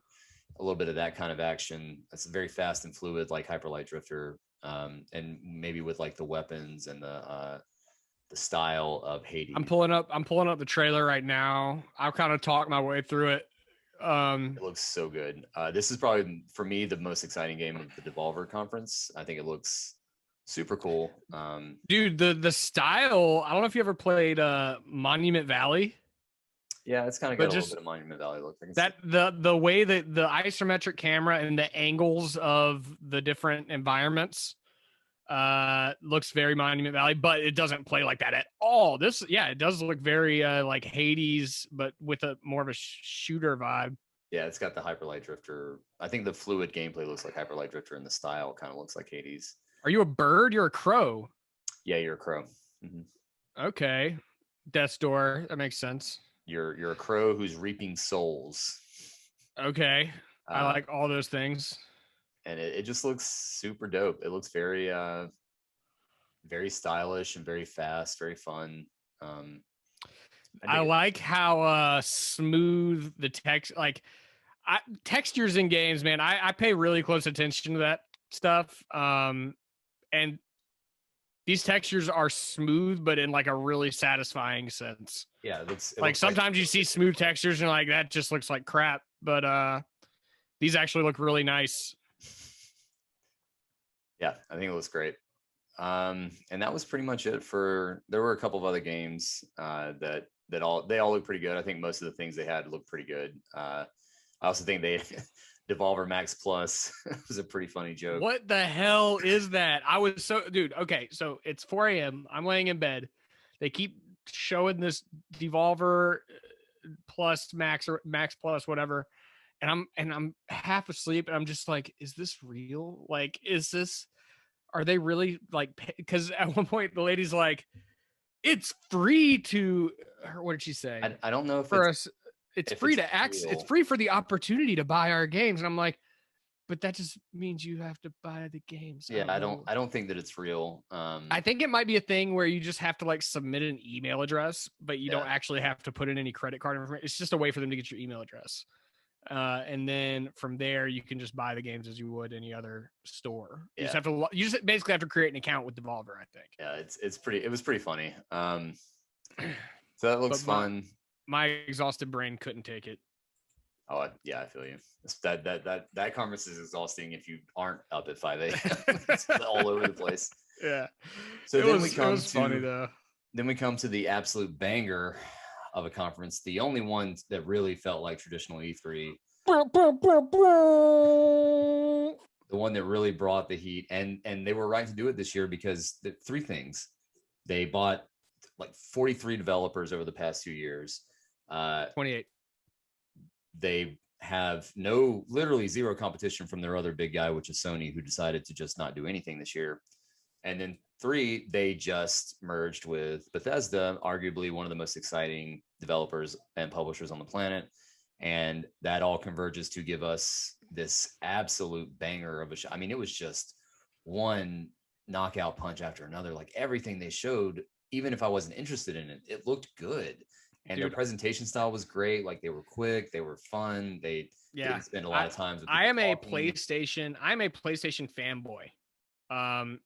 And this conference made my mind for me. Unless Sony comes out with a conference soon that has something comparable, like this conference made my mind. I'm buying an Xbox Series X before I buy a PlayStation. And I don't think I am in the minority there. I think anybody who saw this conference and doesn't have a next gen console yet, even if you're a huge Sony it's a fan, very it's like enticing prospect. Yeah, I mean, Game Pass, every dude. game, I think out of the like 30 games they showed, maybe 3 or 4 were not coming to Game Pass. And yeah.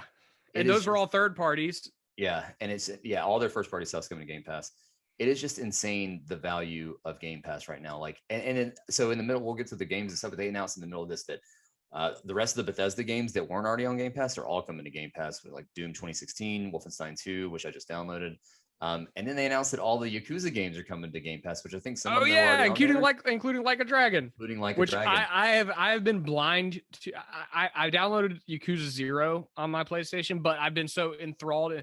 Dude, my backlog is so long. Yakuza 0 is on my backlog. Yakuza 0 is a great game. Great game. You should play it so you can get to know Mishima and all the characters and stuff. But yeah, but dude, this was the first time I've seen anything from Like a Dragon, and holy shit, that game I was like having a crazy, wild mushroom trip while watching this, dude. It's like people have like corded phones that they're whacking people over the head with.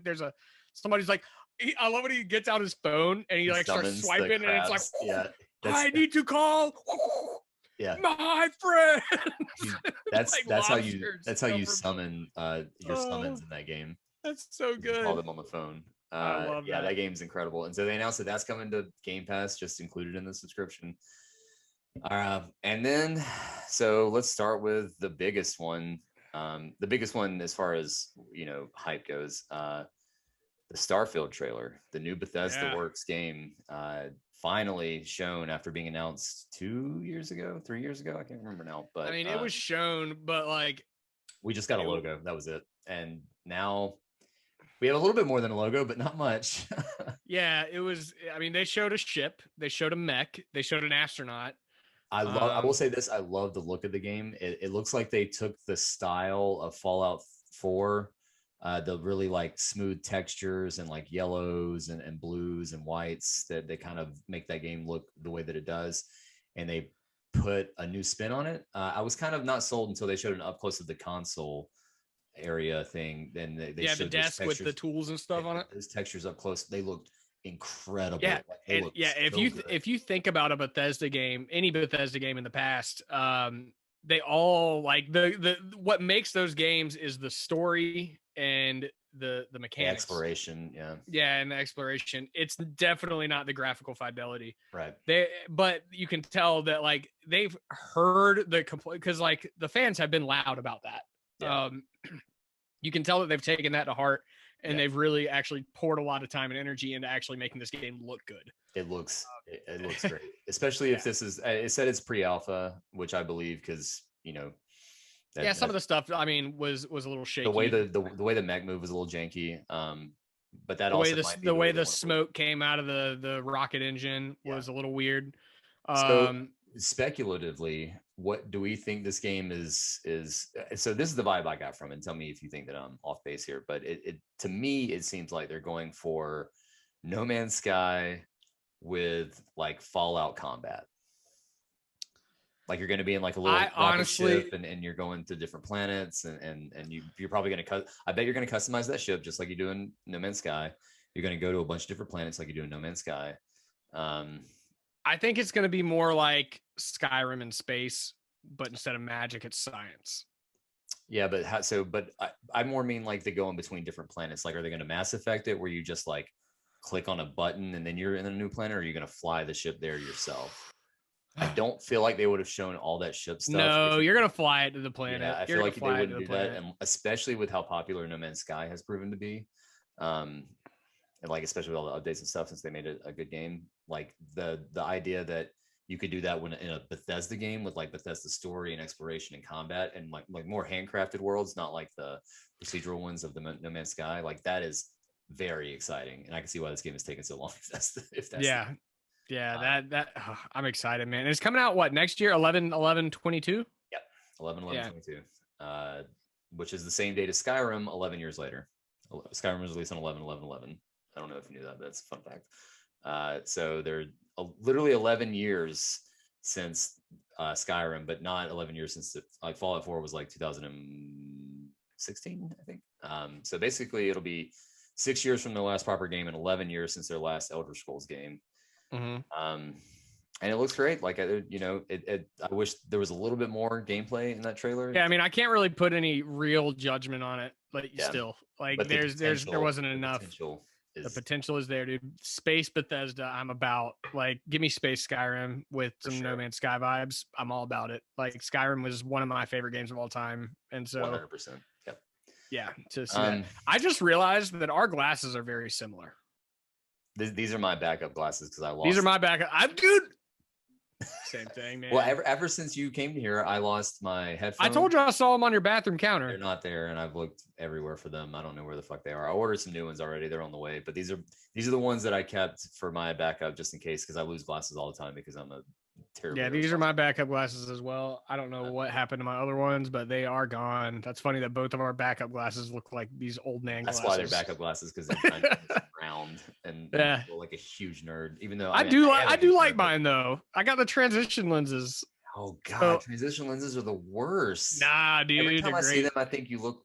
Not you specifically, but anyone that wears them, I'm like, you look like you should have a cigarette and a Bud Diesel in your hand. I would take that as a compliment. Because like every time I see them, I feel like they're on guys who like drive, who have NASCAR shirts on and drive like big old trucks. Like that's what I always see transition lenses on. Maybe that's a product of South Carolina. I don't know. That's anytime I see transition lenses, that reminds me of that. Because they're like too cool to wear regular glasses, right? They don't want to be seen in regular glasses, so they have transition lenses. So when they get out of their truck, it looks like sunglasses. You know, I've got some prescription polarized sunglasses. Do you I really like those. A NASCAR fan when you wear them? No, they're like Wayfarers. Oh, cool. Yeah. So like Tom Cruise. Yeah. But anyways, so that was Starfield. We kind of just wrote these down. This is definitely not the order that they came out. No. Let's save that second one for last, because I think to me that's maybe the most impressive game of the show. Okay. Let's talk about some Sea of Thieves next. Just kind of glance through it real quick. So I've never really been a Sea of Thieves fan. I'm a huge pirate fan. Love pirates. Love them so much. I've got like pirate history books and stuff. But not really a huge Sea of Thieves fan. But I do like that they brought in Pirates of the Caribbean. That was the announcement. Was cool. It's called A Pirate's Life, and that is the most intriguing thing I've ever seen from Sea of Thieves. Yeah, it was by far the coolest looking thing I've seen from Sea of Thieves. I played Sea of Thieves. It wasn't for me. If there's a little more of a directed experience now, that kind of seems what this is like a more story-based thing. And that can be interesting to me, but I don't really, I never. I mean, you got like, and the thing is, the first three Pirates of the Caribbean movies are by far the best Pirates of the Caribbean movies, in my opinion.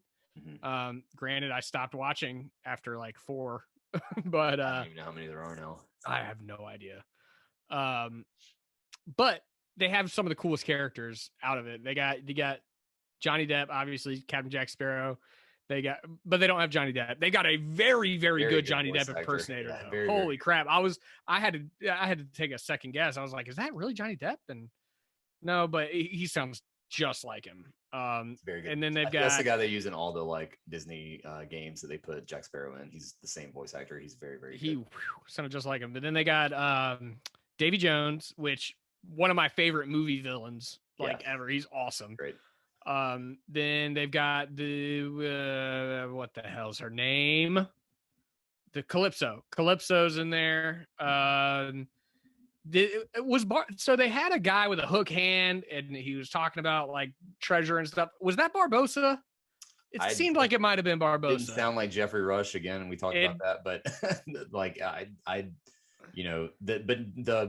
but Davy Jones didn't sound like Bill Nye either, so.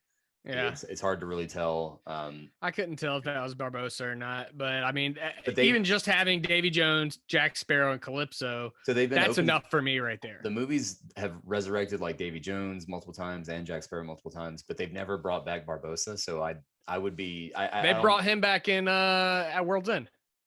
Barbossa? Yeah, he died in the first one. Oh, that's right. Yeah. And then they brought him back in the third one, Right. or at the Okay, end of so the never second mind. one. I guess that doesn't apply. Maybe they did bring him. I think that would be super popular too, because Jeffrey Rush is very good in those movies. That's so Oh, this is making me want to watch Pirates of the Caribbean now. you have it on in the background while you're doing a podcast or something. No, but I need to hear the music. I actually wrote a paper on the music from that whole series in college. I can't remember the professor. It was the cinema music class or something though. We watched Gone with the Wind. We watched Blade Runner. We watched John Williams stuff. No, but we did watch some Hitchcock. And yeah, just a bunch of, I don't know, bullshit. But yeah, I actually had to sit and watch like all three of those movies and just listen to the music. And so like because of that, Hans Zimmer has become one of my favorite film composers, and the Pirates of the Caribbean soundtrack in particular is my favorite from him. That's very good. I can see that. It was kind of what blew him up. Like it was like Pirates of the Caribbean. And a lot of people actually talk shit about Hans Zimmer because they say all his stuff sounds the same. Yeah. But I disagree. I like him a lot. And the way, dude, the way he actually coordinates his music to the fight choreography. Yeah, beautiful. I only know this from the first one. It might happen in the second and third ones, but the sword clanks, the way they hit are on beat with the exactly. That's what I mean. Yeah, very that cool. Stuff's awesome. So yeah, that looks pretty cool. But welcome to Movie Nerds and Drinking. Yeah. Hey, we can do that podcast too. Yeah. So then they showed Back for Blood, which is the spiritual successor to Left 4 Dead. A great game that I had no idea that you'd never played before. I can't believe you'd never played those games. Never touched it. It looks exactly like Left 4 Dead 1 and 2, down to the we should play it. Characters. We both got Game Pass. We'll play it. I don't know if it's on PC. I'll look. Hey, do I have the drunk Lear going on? Not yet. Sweet. Okay, because I feel drunk.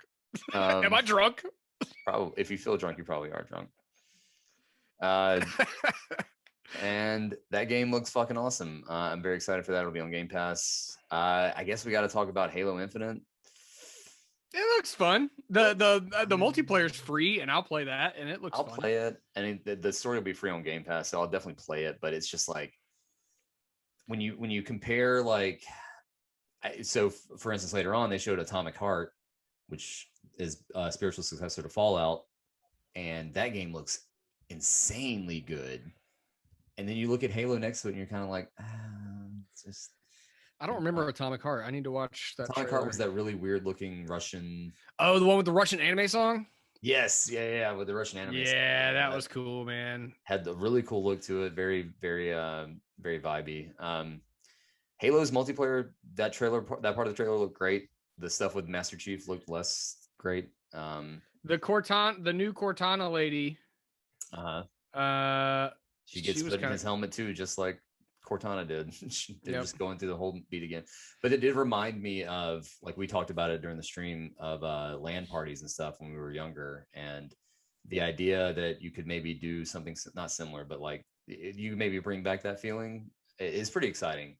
Halo multiplayer, when it's good, is very, very good. So, and it was, I mean, I think what made Halo such a crazy success was younger people getting to experience LAN parties in ways that weren't able to be experienced before. Previously it was just like PC nerds who could do LAN parties. Yeah, now you could have it on Xbox, and it was also available. Like I told you, man, like when I was in high school, my senior year, I only had 2 classes my second semester, my senior year. It was computer lab and gym. That was my last 2 classes before I graduated high school. So I had late arrival, which means I didn't have to get to school till 9:30. Then I had computer lab. And in computer lab, it was me and like a bunch of sophomores and freshmen, because I saved computer lab for my senior year because I knew, I planned it. I was like, I want my second semester senior year to be the easiest thing that I've ever done in my life. Right. And so I planned my second semester senior year from the beginning. And so I'm in there with like a bunch of sophomores and freshmen. and we all completed our assignments in like the first like 20 minutes of class, and the rest of class, I don't know who did it, but somebody installed Halo on every single PC in the computer lab. And so we had like a 20-person LAN party going on every single day. And we were like screaming at like across at each other. And it was had no idea what Halo was. So like it was so good. And dude, oh yeah. And our computer teacher, she did not give a fuck, dude. Her name was Ms. Muldrow. And all right, mom, dad, if you're listening to this, I'm sorry. I used to go to that class stoned every single day. And sometimes I would show up late and she would be like, Adam, why are you late to class? I'll be like, Miss Muldrow, it's because I went and got high. Were you quoting the Afro? No, she'd be like, oh, you kids and your drugs, you're so silly. Sit down and do your work. You're like, okay, I'm gonna sit down and play Halo. I would sit down, throw in a dip, and do my work and play video games. Oh boy. Yeah, and then I'd go to gym and not care there either. Hopefully this new Halo will bring back some of those fun. Oh God, I really hope so. If only I could go to Miss Muldrow's class and play Halo Infinite. Halo Infinite. Call her up. Yeah, back then they had. I mean, those were good PCs back then. They could run Halo. I don't think the PCs at the Lou Goff Elgin High School computer lab could run Halo. Halo Infinite now, yeah, probably not. So then they moved on, sticking with first-person shooters. They did Battlefield 2042 after that, which looked. I'm really way more excited about that than I am about Halo. I think that is one of the things that makes Halo look not as good, is because that game looked insane and like all the. Didn't they say it would be like 124, 128 people in a battle? 64. Yeah, that's good. And dude, the map size was insane. Because they're the structures. Oh, dude, there were so many vehicles, so many. And I know that like it's a trailer, so of course they're gonna have all the vehicles. But from what it looks like there's gonna be a lot more vehicles in this one than there used to be, and there's gonna be ways to interact with those vehicles that haven't been in old games. They had one guy, it was very Die Hard. Like the guy, his teammate there was a helicopter floating, and then the guy drove a Humvee off of the ramp. Yeah. And then he like click, and like the Humvee blew up and blew up the helicopter. I was like, awesome. Oh my God, this is amazing. And there's a grapple now. There's a grapple, that, dude, this is you said it. Hooks. This is the year of the grappling hook, dude. Yeah. It is. They're in everything. Has a grappling hook or what started it? Was it Titanfall? That's the first one. Well, I mean, like, what started the year, the era of the grapple? It was like that really good Bionic Commando remake on 360 that everyone loves the grappling hook for. They didn't really like the game that much, but the grappling hook mechanic was super, super good in it. And I think that everyone's been trying to chase that since. But really, I think Titanfall was like the first one I can remember in modern memory that had a good grapple. I think Mirror's Edge 2 might have had one. I don't think the first one did, but first one definitely didn't. The grappling hook in this looked really cool. It looked very Pathfinder from Apex. The way that it like kind of like had like a kind of springy, a springy element to it. Almost like he shot himself up and over and landed on the platform instead of like just shooting straight to the platform. Right. It had the momentum of it looked very Spider-Man-y / Apex. Yeah. Yeah. So that game looked great. Dude, there was the I kind of want to just go over that, dig into that one a little more. There was the tornado in the middle of the map. Oh yeah, then like the guy, like he's on a huge, dude, the skyscrapers in this one are bigger than they've ever been. They're huge. Mm-hmm. Like the guy jumps off like a 40-story building, and then like it's like, oh God, what's gonna happen? And he busts out a wingsuit, and then he's right by a tornado, so he just drafts on the tornado wind. Yeah. And it's like, oh my God, if I can do that, if I can do all that in multiplayer, like, oh my God. I wonder if like it's in Titanfall, like where you can have the grappling hook or the paraglider, you can't have both. I wonder, because it feels like if you had the grappling hook and the paraglider, you just be able to like swing yourself around. Yeah. Oh yeah. Like grapple, paraglide, grapple. Yeah, I don't think I think you're probably going to choose like one or the other. Like they'll probably be like a movement slot for your in your. I wonder loadout. if you can swap on the fly though, because remember at the one point they go in the elevator and Oh, the yeah, he's elevator swapping starts, and he's swapping his First loadout in the levels. elevator. That looked like all gun stuff. I don't know if there were any abilities Yeah, in there. that was a That- funny little thing That though. was cool. That they seem to know the game they're making at least. But the Yeah, game I was think great. Battlefield. I mean, they know what they're doing, but they look like this looks way more fun than Battlefield 1. It looks way more fun than what was the one after Battlefield 1? You I mean? can't, I know we're up to 5, dude. 5 just released. no, but I mean it was called Battlefield 1, but it was like the World War One Oh. one. Battlefield. Well, the first one was called Battlefield 1942. If that's what you're. I'm talking about the most recent. There was the one that was called Battlefield 1, and it was a World War One game. Yes. Oh God, I forgot they did that. The one after that was Battlefield 5. They just went Okay. to regular Yeah. Convention. Okay. Yeah, I forgot they even did Battlefield 1. What a weird fucking thing. I played that. It was fun, but this one just looks like it is its own thing in a way that like Battlefield hasn't had its own element in a long time. Yeah. And it looks like this one is the way that they've kind of futurized it, but not like super high teched it. Yeah. I like the way they've done that. It's kind of an advanced warfare, but not quite that advanced.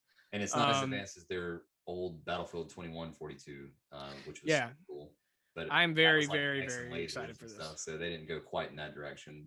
This is definitely a nod to that. And then like it's future tech, but it's a very feasible and recognizable.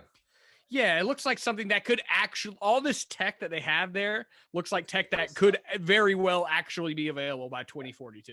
It looks very nice, which a lot of games don't have. The fidelity is great on it for sure.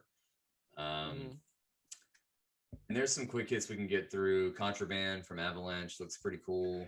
They didn't show much. It was just cinematic. 12 Minutes, which is the super indie looking game from, it's got like James McAvoy and Daisy Ridley. Yeah, that looks like a game that I'll play when I'm sad and want to be sadder. Yeah, it's a game for sad. They finally showed a bunch from Psychonauts 2, which looks really, really nice. Yeah. It'll never be. Voice crack. See what you just said? Yeah. No, that game looks fun. The one thing I'll say, I like Psychonauts. I like what they're doing here. But graphically, I mean, obviously the game's been in development hell for a long time. Yeah. And it shows when they showed like just what it looked like. The engine and everything just doesn't look that great. I think it looks nice. But the gameplay itself looks great. I think the style looks good, but the fidelity is maybe not up there with what. Yes, like when on a outside view, like when the camera's a little pulled back, everything looks really good. But then when they had the close-up shots of the people's faces, then I was like, ooh, it looked almost like a 360 game. Like when they were showing the up close the protagonist's face. I can't remember his name. But the style, dude. Style looks great. It looks fun. It's got style. And the thing about all these games that we talked about so far, except for Battlefield, they're all coming to Game Pass. So there's literally, if you're just like, I'm kind of interested in Psychonauts 2, but I don't really want to pay $60 for it, you can just try it. Like you can just download it. Like that's crazy. And if you get Game Pass Ultimate, you won't even have to download it. You can stream it. Yeah. You can stream it while you're waiting on your download. Yeah. Wild stuff, man. Then they showed Hades is coming to Game Pass, which looks nice. Yep, that's cool. Great. Super excited. Actually, I'm not super excited for that because I don't know if it'll be cross progression or not. But if it's cross progression, that'll be fun. They brought cross progression to the Switch, so I imagine they'll definitely do that for that. So my Switch save will go to Game Pass? Yeah. Oh yeah. Okay. That sounds good to me then. Yeah, you can literally download your Switch or it might not go backwards, but you can download your Epic Games Store save onto the Switch. Oh, okay. Cool. So I actually said just the middle thing. I was like, man, Diablo 4. And I was like, oh wait, that's Blizzard, never mind. Yeah. But then right after they brought up Diablo 2 Resurrected. Yeah. Which looks really damn good. It does. I actually didn't play Diablo 2. I played Diablo 3. Diablo 3 is my first Diablo. But I've always heard that Diablo 2 is like the one that everybody with nostalgia looks back on and just really loves everything about it. Yeah. Which there are a lot of complaints about. Speaking of that, is that the trailer's playing right behind you? Oh yeah, it is. That's really funny. Yep. So the graphic fidelity of it looks really damn good because they did like the thing with the They back showed and forth. old school trailer, or old school and visuals and then new school visuals. Yep, and it looks like the skills. I mean, it looks like there's some classes in there that I'm really excited to mess around with. Like you got the one where I don't know what it's called. Is it Beastmaster or something? Where the person like can transform into animals. That looks really dope. There's not a whole lot else to say about it, man, except for Diablo 2 is a dope game, and I can't wait to play it again. Well, yeah, not really it's again for definitely me, but it's the one that everyone loves because it's the one where they got the Diablo formula right. It's definitely a lot less streamlined than Diablo 3. I wonder how the gameplay is going to hold up in the current, like after playing Diablo 3, which has so many options and so many different things. Like this definitely, I think, is maybe a deeper game overall, but not nearly as accessible and maybe made for a controller like Diablo 3 was. So we'll see. Well, they had to remap everything for the controller, and if there's one company that I trust to be able to remap something from PC to controller, it's Blizzard. Yeah, they did it perfectly the first time, but that's not the same Blizzard that still exists. So, we'll see. Do you think they'll put a dodge roll in there? No. They should. That dodge roll is amazing. It's going to be hard to do without a dodge roll. But I didn't see one the whole time, and I feel like they would have had that in there if yeah, I was wondering because it did look like everyone was still like, so back then clicked on everything. It was, you clicked? I thought it was on an 8-way axis. No. The original Diablo games were always like, all you do is click on right click to go. Yeah. So yeah. Gosh, what am I thinking? I used to play Warcraft. So it was very Warcrafty in that regard. Yeah. Okay. Speaking of those types of games, you know where I'm going? Nope. Age of Empires. Oh yeah. Dude, that game looked great. As soon as it came on, I was like, no way they're doing Age of Empires right now. And we like talked about it for like a minute. You were like, I don't know, it kind of looks like Age of Empires. I was like, yeah, it does kind of look like Age of Empires, but I don't know. And then it popped up, and holy shit, it's 4. I am so excited to play a new Age of Empires game because I haven't played Age of Empires 3 at all. Well, I played Age of Empires 2 when I was like 12 years old. And so they recently did a bunch of, they did an HD remaster for 1, 2, and 3, and they're all incredibly popular, and they're all on Game Pass. So I think that was kind of like Xbox? No, are they only on PC? They're only on PC, and this game is also not coming to Xbox. It's just on PC, by the way. What the fuck are you doing? You don't want to play a RTS with a fucking controller, I don't think. I would. I've got Civ on my Switch. That's not an RTS. I don't know, but it's not real. If it were real time, that'd be different. But I can't imagine. You look like one of those guys who plays Fortnite really fast on the controller. It's like, and like, no, I don't want to do any of that. I don't know stuff. But yeah, that game was cool. I can't speak to. I'm not a huge RTS guy anymore. I liked them when I was younger, but I definitely play. I haven't played one in forever, but Age of Empires, I'll make an exception. It's on Game Pass for free. What are you gonna do? And then they showed Replaced, which was a 2D side scroller that looked. So when do you wait on another note? When do you think Xbox is gonna start charging $75 a month? Everyone's been asking when they're gonna up the price of Game Pass. I think they're married to this $10 thing at least until like they've reached like a critical point, like where, because right now they're just trying to stick it to Sony, and they're definitely still behind in the race. So I think until they get on par, I think we're going to see $10 from here for a while. And plus they have the Ultimate subscription now, which is like all 3 of them roll. And I bet a lot of people do that. Is that 20 or is that 15? I think it's 15. I think that if you want the Game Pass one or the PC one, it's like 20 for all 3 of them. Maybe that's Ultimate. I can't remember, but I think the one that has live and Game Pass is like 15 a month. Okay. So that's comparable to like your PlayStation Plus. And it's definitely a better value than PlayStation Plus. What are you doing, Sony? Get it fucking together. But yeah, I think I don't think they're going to increase the price until they're the market leader again, and they can. Right now they're just playing catch up. So speaking of catch up, Replaced. Mustard. Donald Mustard, the creator of Epic Games, The Mustard Twins. I forgot the name of that fucking game. The one where you're in the facility. It's like Mustard Metroid. Twins against Pickle Jimmy. I have no idea what you're talking about. Tomato Tom. What? Are you just saying words with fruits in them? Yeah. Are you really? Yeah. What the fuck? What is happening? I'm just messing with you. I thought you were quoting like VeggieTales or something, and then No, I'm making a movie. It's about the Mustard Twins. Oh my god, we're all right. We're moving on.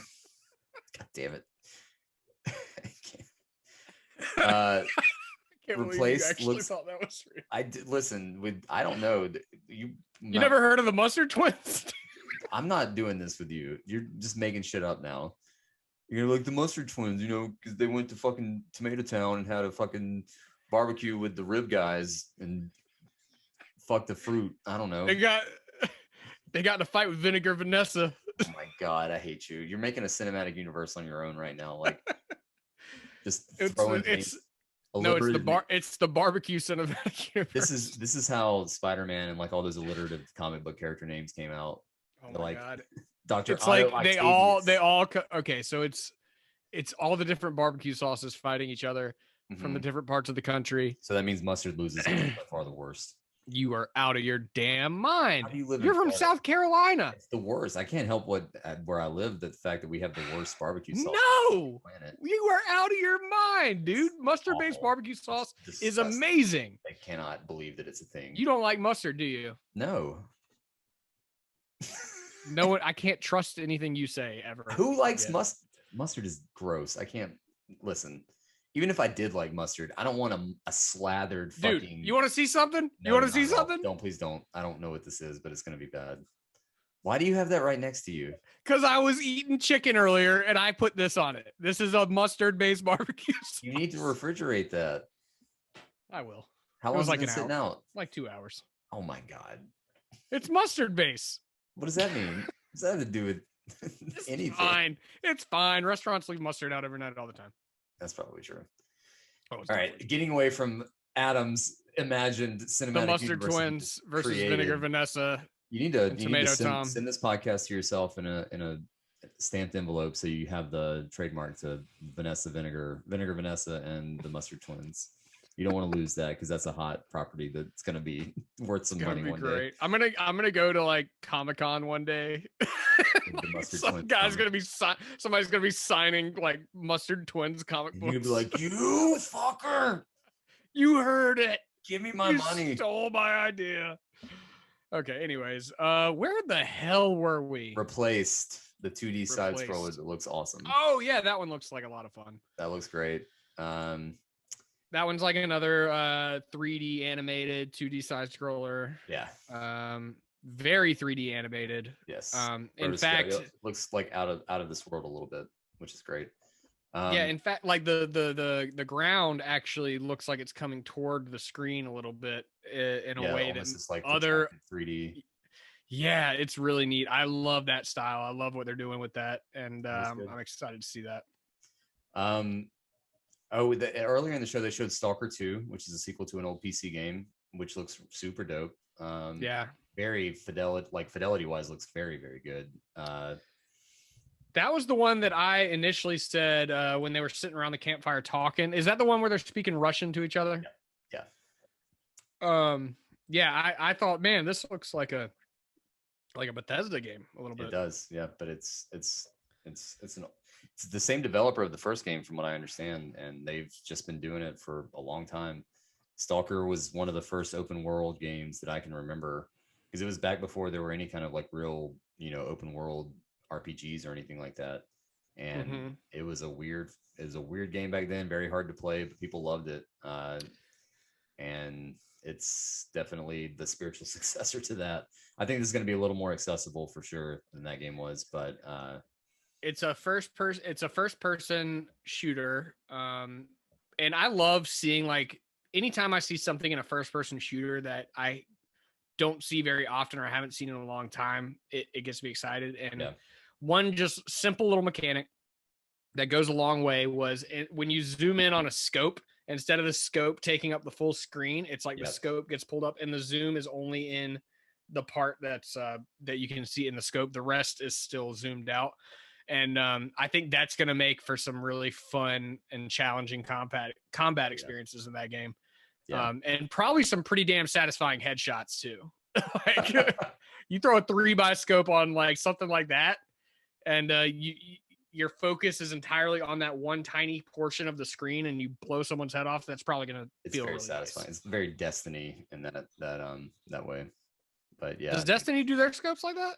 Yeah, you can get those really long scopes and get the nice headshot that blows up. Oh, but I mean, like, do they do their scopes like where it's only like the one portion of the screen is zoomed in and the rest is zoomed out? Oh, I don't. Maybe I'm not really sure. Do you know what I'm talking about? Kind of. Okay. I know what you mean. Right. I think you mean like force perspective, when the rest of it falls away, and then like you're focused on that. No, when he pulled up his when he was sitting there and he pulls up his assault rifle scope. Instead I know what part you're talking about. I just don't know what you mean by it. Okay. Well, I'm kind of drunk and I can't really express my thoughts. That's why the Gaming and Drinking podcast is such a good podcast, is because I get drunk and then I get to tell you I'm too drunk to taste this chicken. Damn it. Stop trying to build your cinematic universe on stream. God damn it. Save that shit for your Netflix pitch that you have coming up when you go to that meeting. All right, we're going to get through the rest of this. They showed Outer Worlds 2, which was an incredible trailer. Very funny.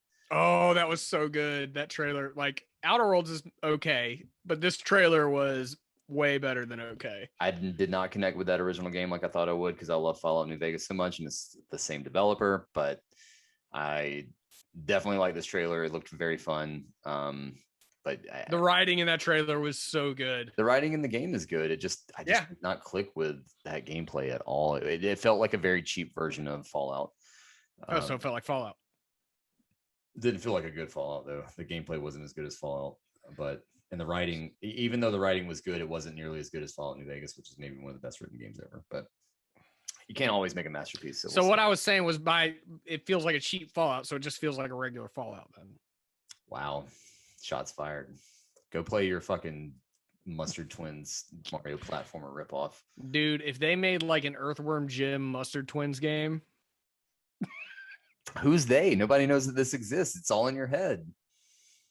You're saying when you take this pitch to... They're going to do it. Take it to Ubi, be like, I know you're making a new Rayman game, but check this out. Replace Rayman with the Mustard Twins. You could swap between them, like the Gianna Twins, the Gianna Sisters, whatever that game is. You know, Twisted Dreams wasn't bad. Morgan, you played Twisted Dreams, didn't you? I did, yeah. It wasn't bad. It was okay. I wouldn't say it's bad. It's okay. Mustard Twins is going to be way better than Gianna Sisters. So you're saying that if you could have a game on the caliber of Twisted Twins, you would be happy about it? No, I'm saying it's going to be way better than Gianna Sisters. So you're saying that it's not a good game then? I said no. Yes, it's not a good game, but it's also not a bad game. I hear you. So you'd want it's a very, very middling game. You'd want Mustard Twins to be a better game than Twisted Sisters. Yes, much like mustard-based barbecue sauce is going to be really good. Oh my god, that's just the hottest take I've ever heard. That's disgusting. I'm about to just squirt this shit into my mouth just to gross you out. I would probably throw up on stream. So. All right, and then they went to Flight Simulator, which, oh my god, I hate you. What? That's disgusting. Oh, yeah. No, it's delicious. That's fucking delicious. Oh god. Look at you right now. And then they went to Flight Simulator. Yo, we're gonna get through this as much as you're trying to not. We're gonna get through. We're gonna make it through. Hey, you know what, Parker? I'm trying to have the Parker element here without actually having Parker here. Parker energy. Keeping it somewhat on track. I think I'm doing better about keeping it on track than Parker did. Parker was literally, what's his name from that Always Sunny episode, Charlie, when he does the wild card shit. That was the energy he was bringing to the table. So then they had Flight Simulator, which looked insane. Like that game looks fucking nuts.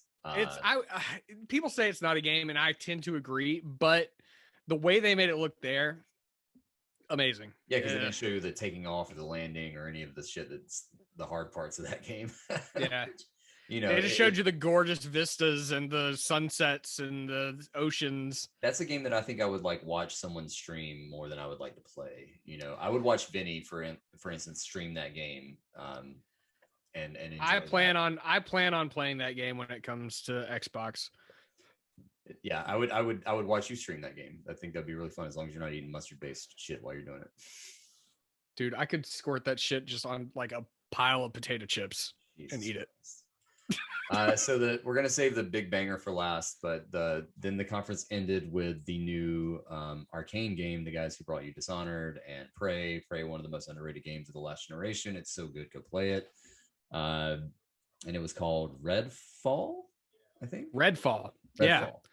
And was it Phil Spencer that was wearing the shirt, or was it? No, it was Pete Hines earlier. Pete Hines was wearing it, and I looked at that and I was like, that's what made me think of Diablo. I was like, is that a Diablo shirt? Like, right. and monster jump into the floor. But that was so funny that we talked about it, because you were like, no, I can't think of the game right now, and I was like, yeah, it looked like a status effect from some other game, like maybe Destiny or something like that. Oh, I know what you're talking about. Yeah, it's definitely like been it's like a bleed effect or something. Yes, somewhere. Yeah, and I can't remember what game it's from, but that's what I thought it was. And then it turned out to be the logo for Redfall, Arcane's new game, which makes a lot of sense. Pete Hines, Bethesda owns Arcane, and man, that game looked it was just a cinematic trailer, but the style was great. It was like this mix of like this weird teenage punk aesthetic, and then like super angsty fighting vampires. Yeah. I thought it looked great. I want to see gameplay, but there's definitely some like cool abilities they showed that are, potential. And Arcane is just a very good developer, so I would play basically anything they would make right now. Like I cannot overstate how good Prey is. If you like BioShock or you like Metroidvanias, you should all play Prey. It is so good. I am excited for this, but there are some caveats with that, because I am tired of vampires. Like, honestly, ever since Twilight and what's that show on HBO? Fucking True Blood. Yeah. And all those, when there was like that time, like 5 to 10 years ago. It's been like 10 years though, since Twilight and all that stuff. I still hate it.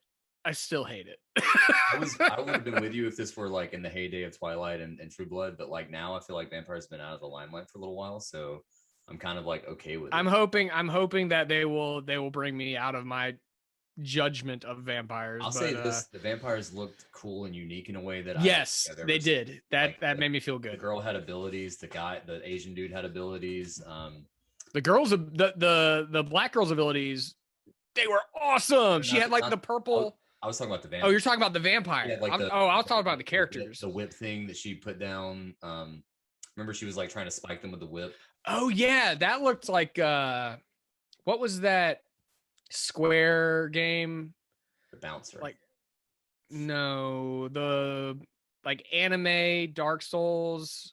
Oh, Code Vein. Yes, it looked very Code Vein. It looked very Code Vein. That was Bandai Namco, but yes. Oh, was it Bandai? Okay, yeah, it was Bandai. Okay, yeah. So that looked like a Code Vein thing. It did, yeah. But they're giving the vampires abilities to make them a little less boring than just like. And also, they make them look weird too. They have like the big long arms and the giant hands. Very, very Arcane style as far as that kind of stuff goes. But yes, all the characters had cool abilities. The black girl had the elevator.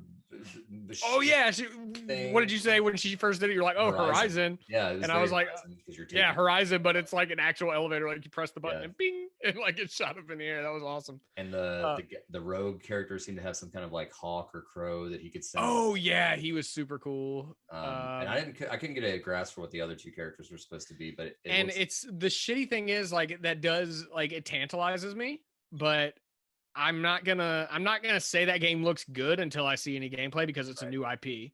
Yeah. Like you can't, like you can show me cool cinematics all the time, but if the gameplay doesn't match it, then Well, the first time they showed Deathloop, they only showed the trailer, but the gameplay style when they finally revealed that looked just like the trailer style. So I feel like Arcane has this kind of down to a science at this point. Like their style is going to be reflected in the game itself. So that's kind of why I have confidence. I hope so with this one. What I wonder about this game though is if it's going to be like a Left 4 Dead where you play like, are these 4 characters the only 4 characters, or can you make a character and you like choose their abilities and stuff? Because it says an open world RPG that can be played with either by yourself or co-op. So that makes it sound a lot less Left 4 Dead than that, because Left 4 Dead is literally like 4 players each time. Like you're always 4 players. I mean, you can play solo, but why would you? But you're always one of these 4 predetermined style of characters. And then you play through the scenarios they give you. This is supposedly an open world role-playing game. So that would be like, you know, that would be like something more than that, right? Like you can like create a character and like take him through this world or her through this world. So that seems a little different. Yeah, I guess we'll have to wait and see. Well, yeah, we'll have to wait until we see what it actually plays like. I hope for a character creator. I do not like predetermined character. I mean, I like it in Left 4 Dead. If it's a Left 4 Dead style game, I'm fine with it. But like, if I'm playing a whole, if the characters have their own, if the characters all have a vibe to them and like their own unique characteristics that make that character who they are, then I'm down with a predetermined character. Well, it's like Borderlands. Like, would you rather play as one of those characters or like be able to make your own? And I'd rather just be able to make my own. You know? Yeah, I'd rather. There you go. I almost knocked everything over. Well, you including you, you made it all right. Whoo. Okay. Hey, what else do we? Is that? Wait. That's it. No. We got one more, which I never would have thought that this would be the one that I'm like, holy shit! I can't wait to play that. Yep. Fucking Forza Horizon 5, dude. I'm not like, I've never been a huge Forza fan, but good loady woady, that game looked awesome. It looked insane. Next level from top to bottom. Like that's when I think next gen game. Yeah, that's what the fuck I'm looking at. And like, oh my God, like from the detail in it, the vistas that they showed, they kept showing like just a background of like some rocks and the nice it looked like sky. A real photograph. It looked like a photograph. And I'm looking at from a like, and that was, think about this too. It's a stream quality image. Like, holy crap, I cannot imagine how good. And the best part was whenever they showed like the desert and there was like all the cacti and rocks, and I go, Travis, dude, look at that cactus. And this guy, and then 30 seconds later, the guy's like, we've even rendered every needle on every cactus. And I'm like, I fucking knew it. I saw it, bro. I knew it. You and that guy had a connection in that moment. Y'all felt each other. Yeah. He's going to be the guy that actually green lights Mustard Twins. It's going to be the most high fidelity food fight you've ever seen. Oh my God. It's like sausage. Hi-fi food fight. That's the name of your game. Hi-fi food fight. It already just rolls off the tongue. Oh yeah. That's the name of this episode, by the way. I'm going to write that down. Wait, there's got to be another group. The Barbecue Brothers. So the Mustard Twins and the Barbecue Brothers? No. Because it's all barbecue based anyways. So Barbecue Brothers wouldn't make sense. It has to be like a side dish that wants to take over, like some fries or something. The Slaw Sisters. The Fry Fuckers. The Slaw Sisters. I like Fry Fuckers better. The Fry Fuckers. That's what you're fighting all the time. Because you know how fries, like you're eating barbecue. What about fry? Wait. No, one of the enemy ships will be the Fry Fighter, and it'll be like a TIE fighter made out of French fries. Okay, I like it. Oh man! But what's the faction? This is going places. What's the faction called? All of them. It's got to be something with condiment or not condiments sides. So like the superfluous sides, or I don't know. You got the Mustard Twins, and these are going to be the what is it? The protagonists. The League of Sauces. The League of Sauces, and it's gonna be like the mustard twins and like the ketchup barbecue bros and the ketchup conundrum. I don't know, but But then you gotta have the other side, and it's gonna be the side pieces. Maybe not for children at this point. All right, fry fucker. That's a great name though. The Slaw sisters. That's gotta be an insult that they hurl at each other. You fry fucker. Oh, yeah, because nobody wants to fuck the fries. Yeah. If you fuck the fries, you're not. They're cool. just sitting there getting cold really quick. Yeah, I mean they're delicious, but you have to. They're delicious, but yeah, and they gotta have just the right amount of salt, just the right amount of crisp. You don't want a soggy fry. You don't want to fuck a soggy fry. No, not a soft fry either. It's got to be a nice hard fry. There you go. All right, back to Forza. I don't know how we keep doing this. Yeah, so the cacti looked really good. The rocks, dude. Okay, so at one point they showed like one vista that was like the side of like a rocky plateau, and then like I was like, holy shit, this looks like a picture. And then you're like, they're gonna do it. They're gonna just loop the camera around, and then like sure enough, the car comes zooming through, and then the camera just from this photograph moves behind the car, and then it was incredible how good those vistas looked. And they said they actually went out there and filmed they filmed the sky for 12 hours in 12K in 12K, and then rebuilt it in this game engine. Right. And holy shit, you can tell, dude. Like, it looks so good. I cannot wait to play that game. And they got the new Bronco in there. That's cool. Like, I'm really not a car guy, but the ad for this game, the trailer for this game, and the way they talked about it, I'm gonna buy this game. Yeah. Or I'm gonna play it on Game Pass. Especially Game Pass on like the added incentive of not having to pay for it off the rip. You just download it and see if you like it. Yeah, and so like the combination, so I think that was like the last great game from the Xbox thing, right? Yeah, I think that was by far the highlight of that one. Yeah. We should take a little break real quick and then wrap this thing up because I need. Yeah, I mean, but yeah. So me not being a car guy, not being a Forza guy,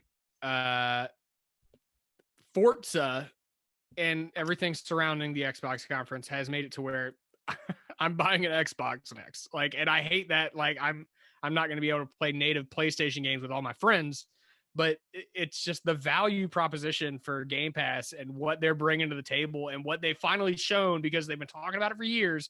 They've been buying all these developers, and now they've finally shown it. And they're like, here's the proof. It's in the pudding. Here's the pudding. The pudding patrol. God damn it.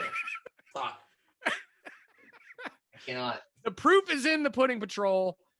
The pudding patrol finds the proof. Oh my God. We have to not. Okay. I'm sorry. Everything. Oh God. But anyways. You got this $1 million idea floating around your head. You got to get it out there. Yeah. But anyways, I'm buying an Xbox next. I hate that I'm not going to play. I think it's hard to argue with that value for sure. Like, it's definitely impossible to. Like, PlayStation, like they've got God of War and they've got Horizon and they've got Uncharted, but Uncharted seemingly is done. Yeah, we don't even know. Maybe there's a remake of Uncharted 4. No, Last of Us Part 1 coming. We don't know, but oh God. That's coming. They've already announced that, didn't they? That was a rumor. They haven't fully done all that stuff yet. We'll see. Dude, they have to have more than that. They have to. Like, they're gonna be Microsoft is about to fucking they're gonna be dead in the water if they don't. Yeah. They are gonna eat PlayStation's lunch this generation if nothing changes on the PlayStation side. For sure. But yeah, let's take a break. All right, let's take a break. We'll be back. We'll be back.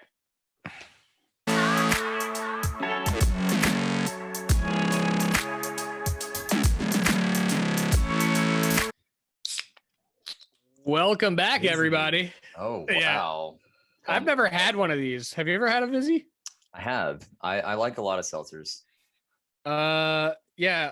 Amy bought these, and I didn't buy any beer this week, so I was like, I'm gonna drink one of your Vizzies. I should mention that this was kind of like a off the cuff recording. We're like, you want to record? Yeah, okay, let's record. Yeah, we need to do that. It's E3. We have to have, and we haven't had one. We didn't have one last week, so we've got to do this. We did have one last week. We just haven't posted. We have 2 from last week, actually.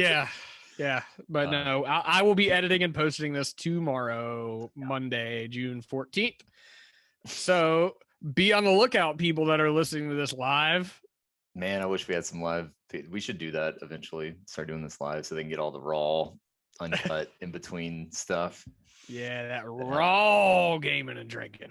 That's the best gaming and drinking. This is the raw gaming and drinking. Raw All right. is So always in the best. break, in the interstitial, we should say, Adam decided to bring up a memory from 3 years ago.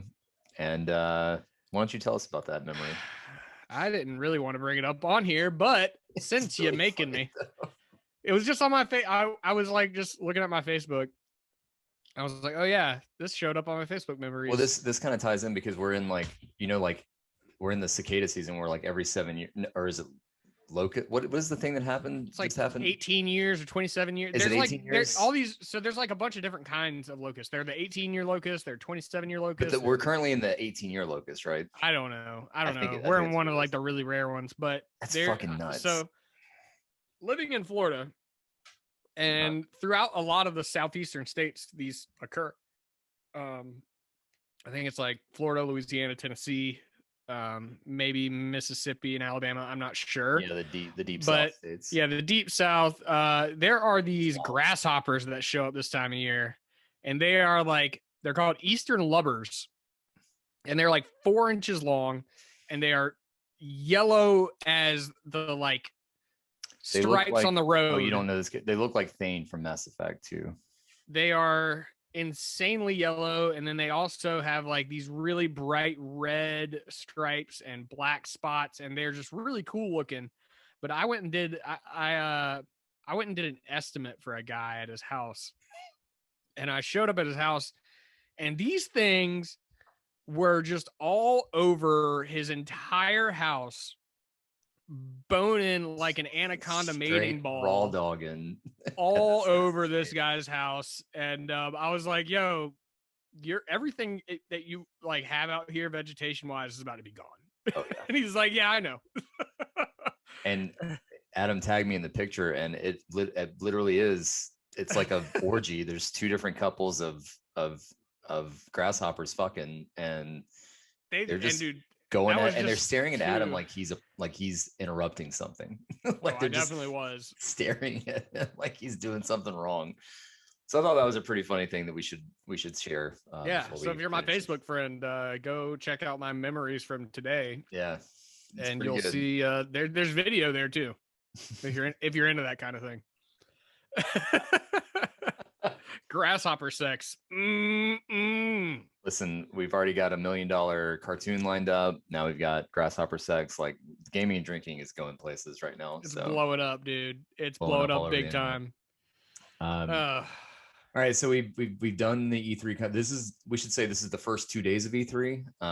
Yeah, we still got tomorrow and Tuesday. Tuesday is Nintendo. Yeah.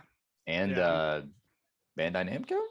Yep. Which I don't know what. I guess maybe more from Elden Ring. That would be what I would show if I were Bandai Namco. Like, who cares about Scarlet Nexus or what any of those other games? But like, there's still a lot to come, basically. So next week we'll have a lot more. We'll do a whole entire wrap up. Maybe Microsoft Bethesda gets dethroned from Best Conference. Like Nintendo could definitely do that if they bring some bangers. But dude, if they announce the Switch Pro and Zelda Breath of the Wild too, they have to. Like, how if it's going to release this holiday season, that's only like a 5-month. Because say you release it in November, that's a 5-month marketing lead up. Like, I feel like you need at least 5 months to do some new hardware. But it's Nintendo, and they could release it tomorrow, and it would be the biggest success on the planet. So really, what the fuck do I know? Yeah, they could literally say they could come out on November 4th and say, hey, Breath of the Wild's coming out tomorrow, and everyone would, like, even if they didn't have money, they'd go pawn their Xbox and go buy a Switch. Yeah. So do you think we get Breath of the Wild too? I think so. They've got to show it. I don't think that they might show like some vistas, I don't think we get much more than we've already gotten. The real one though that I want to know about, being a ginormous Metroid fan, is if we get Metroid Prime 4. I don't think so. I don't it's think only so been either. I know that they fired their original team and then hired Retro to do it again, which thank God they did. But dude, Nintendo is so like their own Metroid, yeah. That they could do anything. Like there's no predicting them. Mario Galaxy 3. dude, don't you dare tease me To like tie that. into that Rabbids game that they're doing. That would be amazing. That would And be. and then what if at the end of it, that's like how like The one Mario more. Galaxy, no, the Mario Galaxy 3, the end of that game is the beginning of the Mario Rabbids 2. Oh God. It is about time though that we got another Mario. Like Odyssey was 3 years ago now at this point. Yeah. And I feel like they released more Marios than Zelda. So if we're getting another Zelda, we should definitely be getting another Mario. Mhm. Can you believe in 2016 we got Breath of the Wild and Mario? Or 2017? It was an amazing year. Yeah, because it was March of 2017 when we got this. Was no 2016. We got the Switch, and then we got Mario Odyssey in like November. Like that's crazy. Like yeah, Mario is a that bounty year of the riches. Switch release year. It's been a slow burn since then, but that first year was Yeah. so baller. Well, they've had. I feel like they've had one big game a year since then. They had two. Yeah, that year, but like you don't beat Mario and Zelda. I don't know. You're a big Smash Brothers guy, so. Yeah, but I mean, And that was a big release. I remember when Smash Brothers was coming out, people were losing their minds over that. So Yeah. that could be something. I guess we would probably get more DLC from Smash Brothers because they just started like second season of DLC characters, right? no, they're this next set is like the last set, I think. They've got 2 more fighters coming out, I think, and then that's it. But didn't they say the last set was the last set? Like the last one with the Piranha Plant and all that. They were like, this is the only ones we're doing this year. And then they were like, no, we're gonna do more. I'm pretty sure that happened. I don't know. Sure Piranha Plant was the first one, I know, but like that whole set of characters, they were like, this is gonna be it. Like this because the season pass was the only Fighters Pass. Yeah, the Fighters Pass 1 was only for that one because they weren't planning on doing anymore. And then they were like, no, we're going to do more. And they showed more sword characters. I remember people weren't happy about that, but they showed like 2 more sword characters, which I thought looked dope as hell. But I don't play Smash Brothers, so. Dude, they've got so many Fire Emblem characters that like they could just like make a Fire Emblem. These weren't Fire Emblem, were they? They were something else. They were. Oh god, she like transformed. It looks so cool. I was like, I don't know this franchise, but now I want to know it. There's so many JRPG franchises in that game that I don't know what these characters are from. Fire Emblem is an S JRPG. Thank you very much, but that's okay. What the hell is an S JRPG? Strategy JRPG.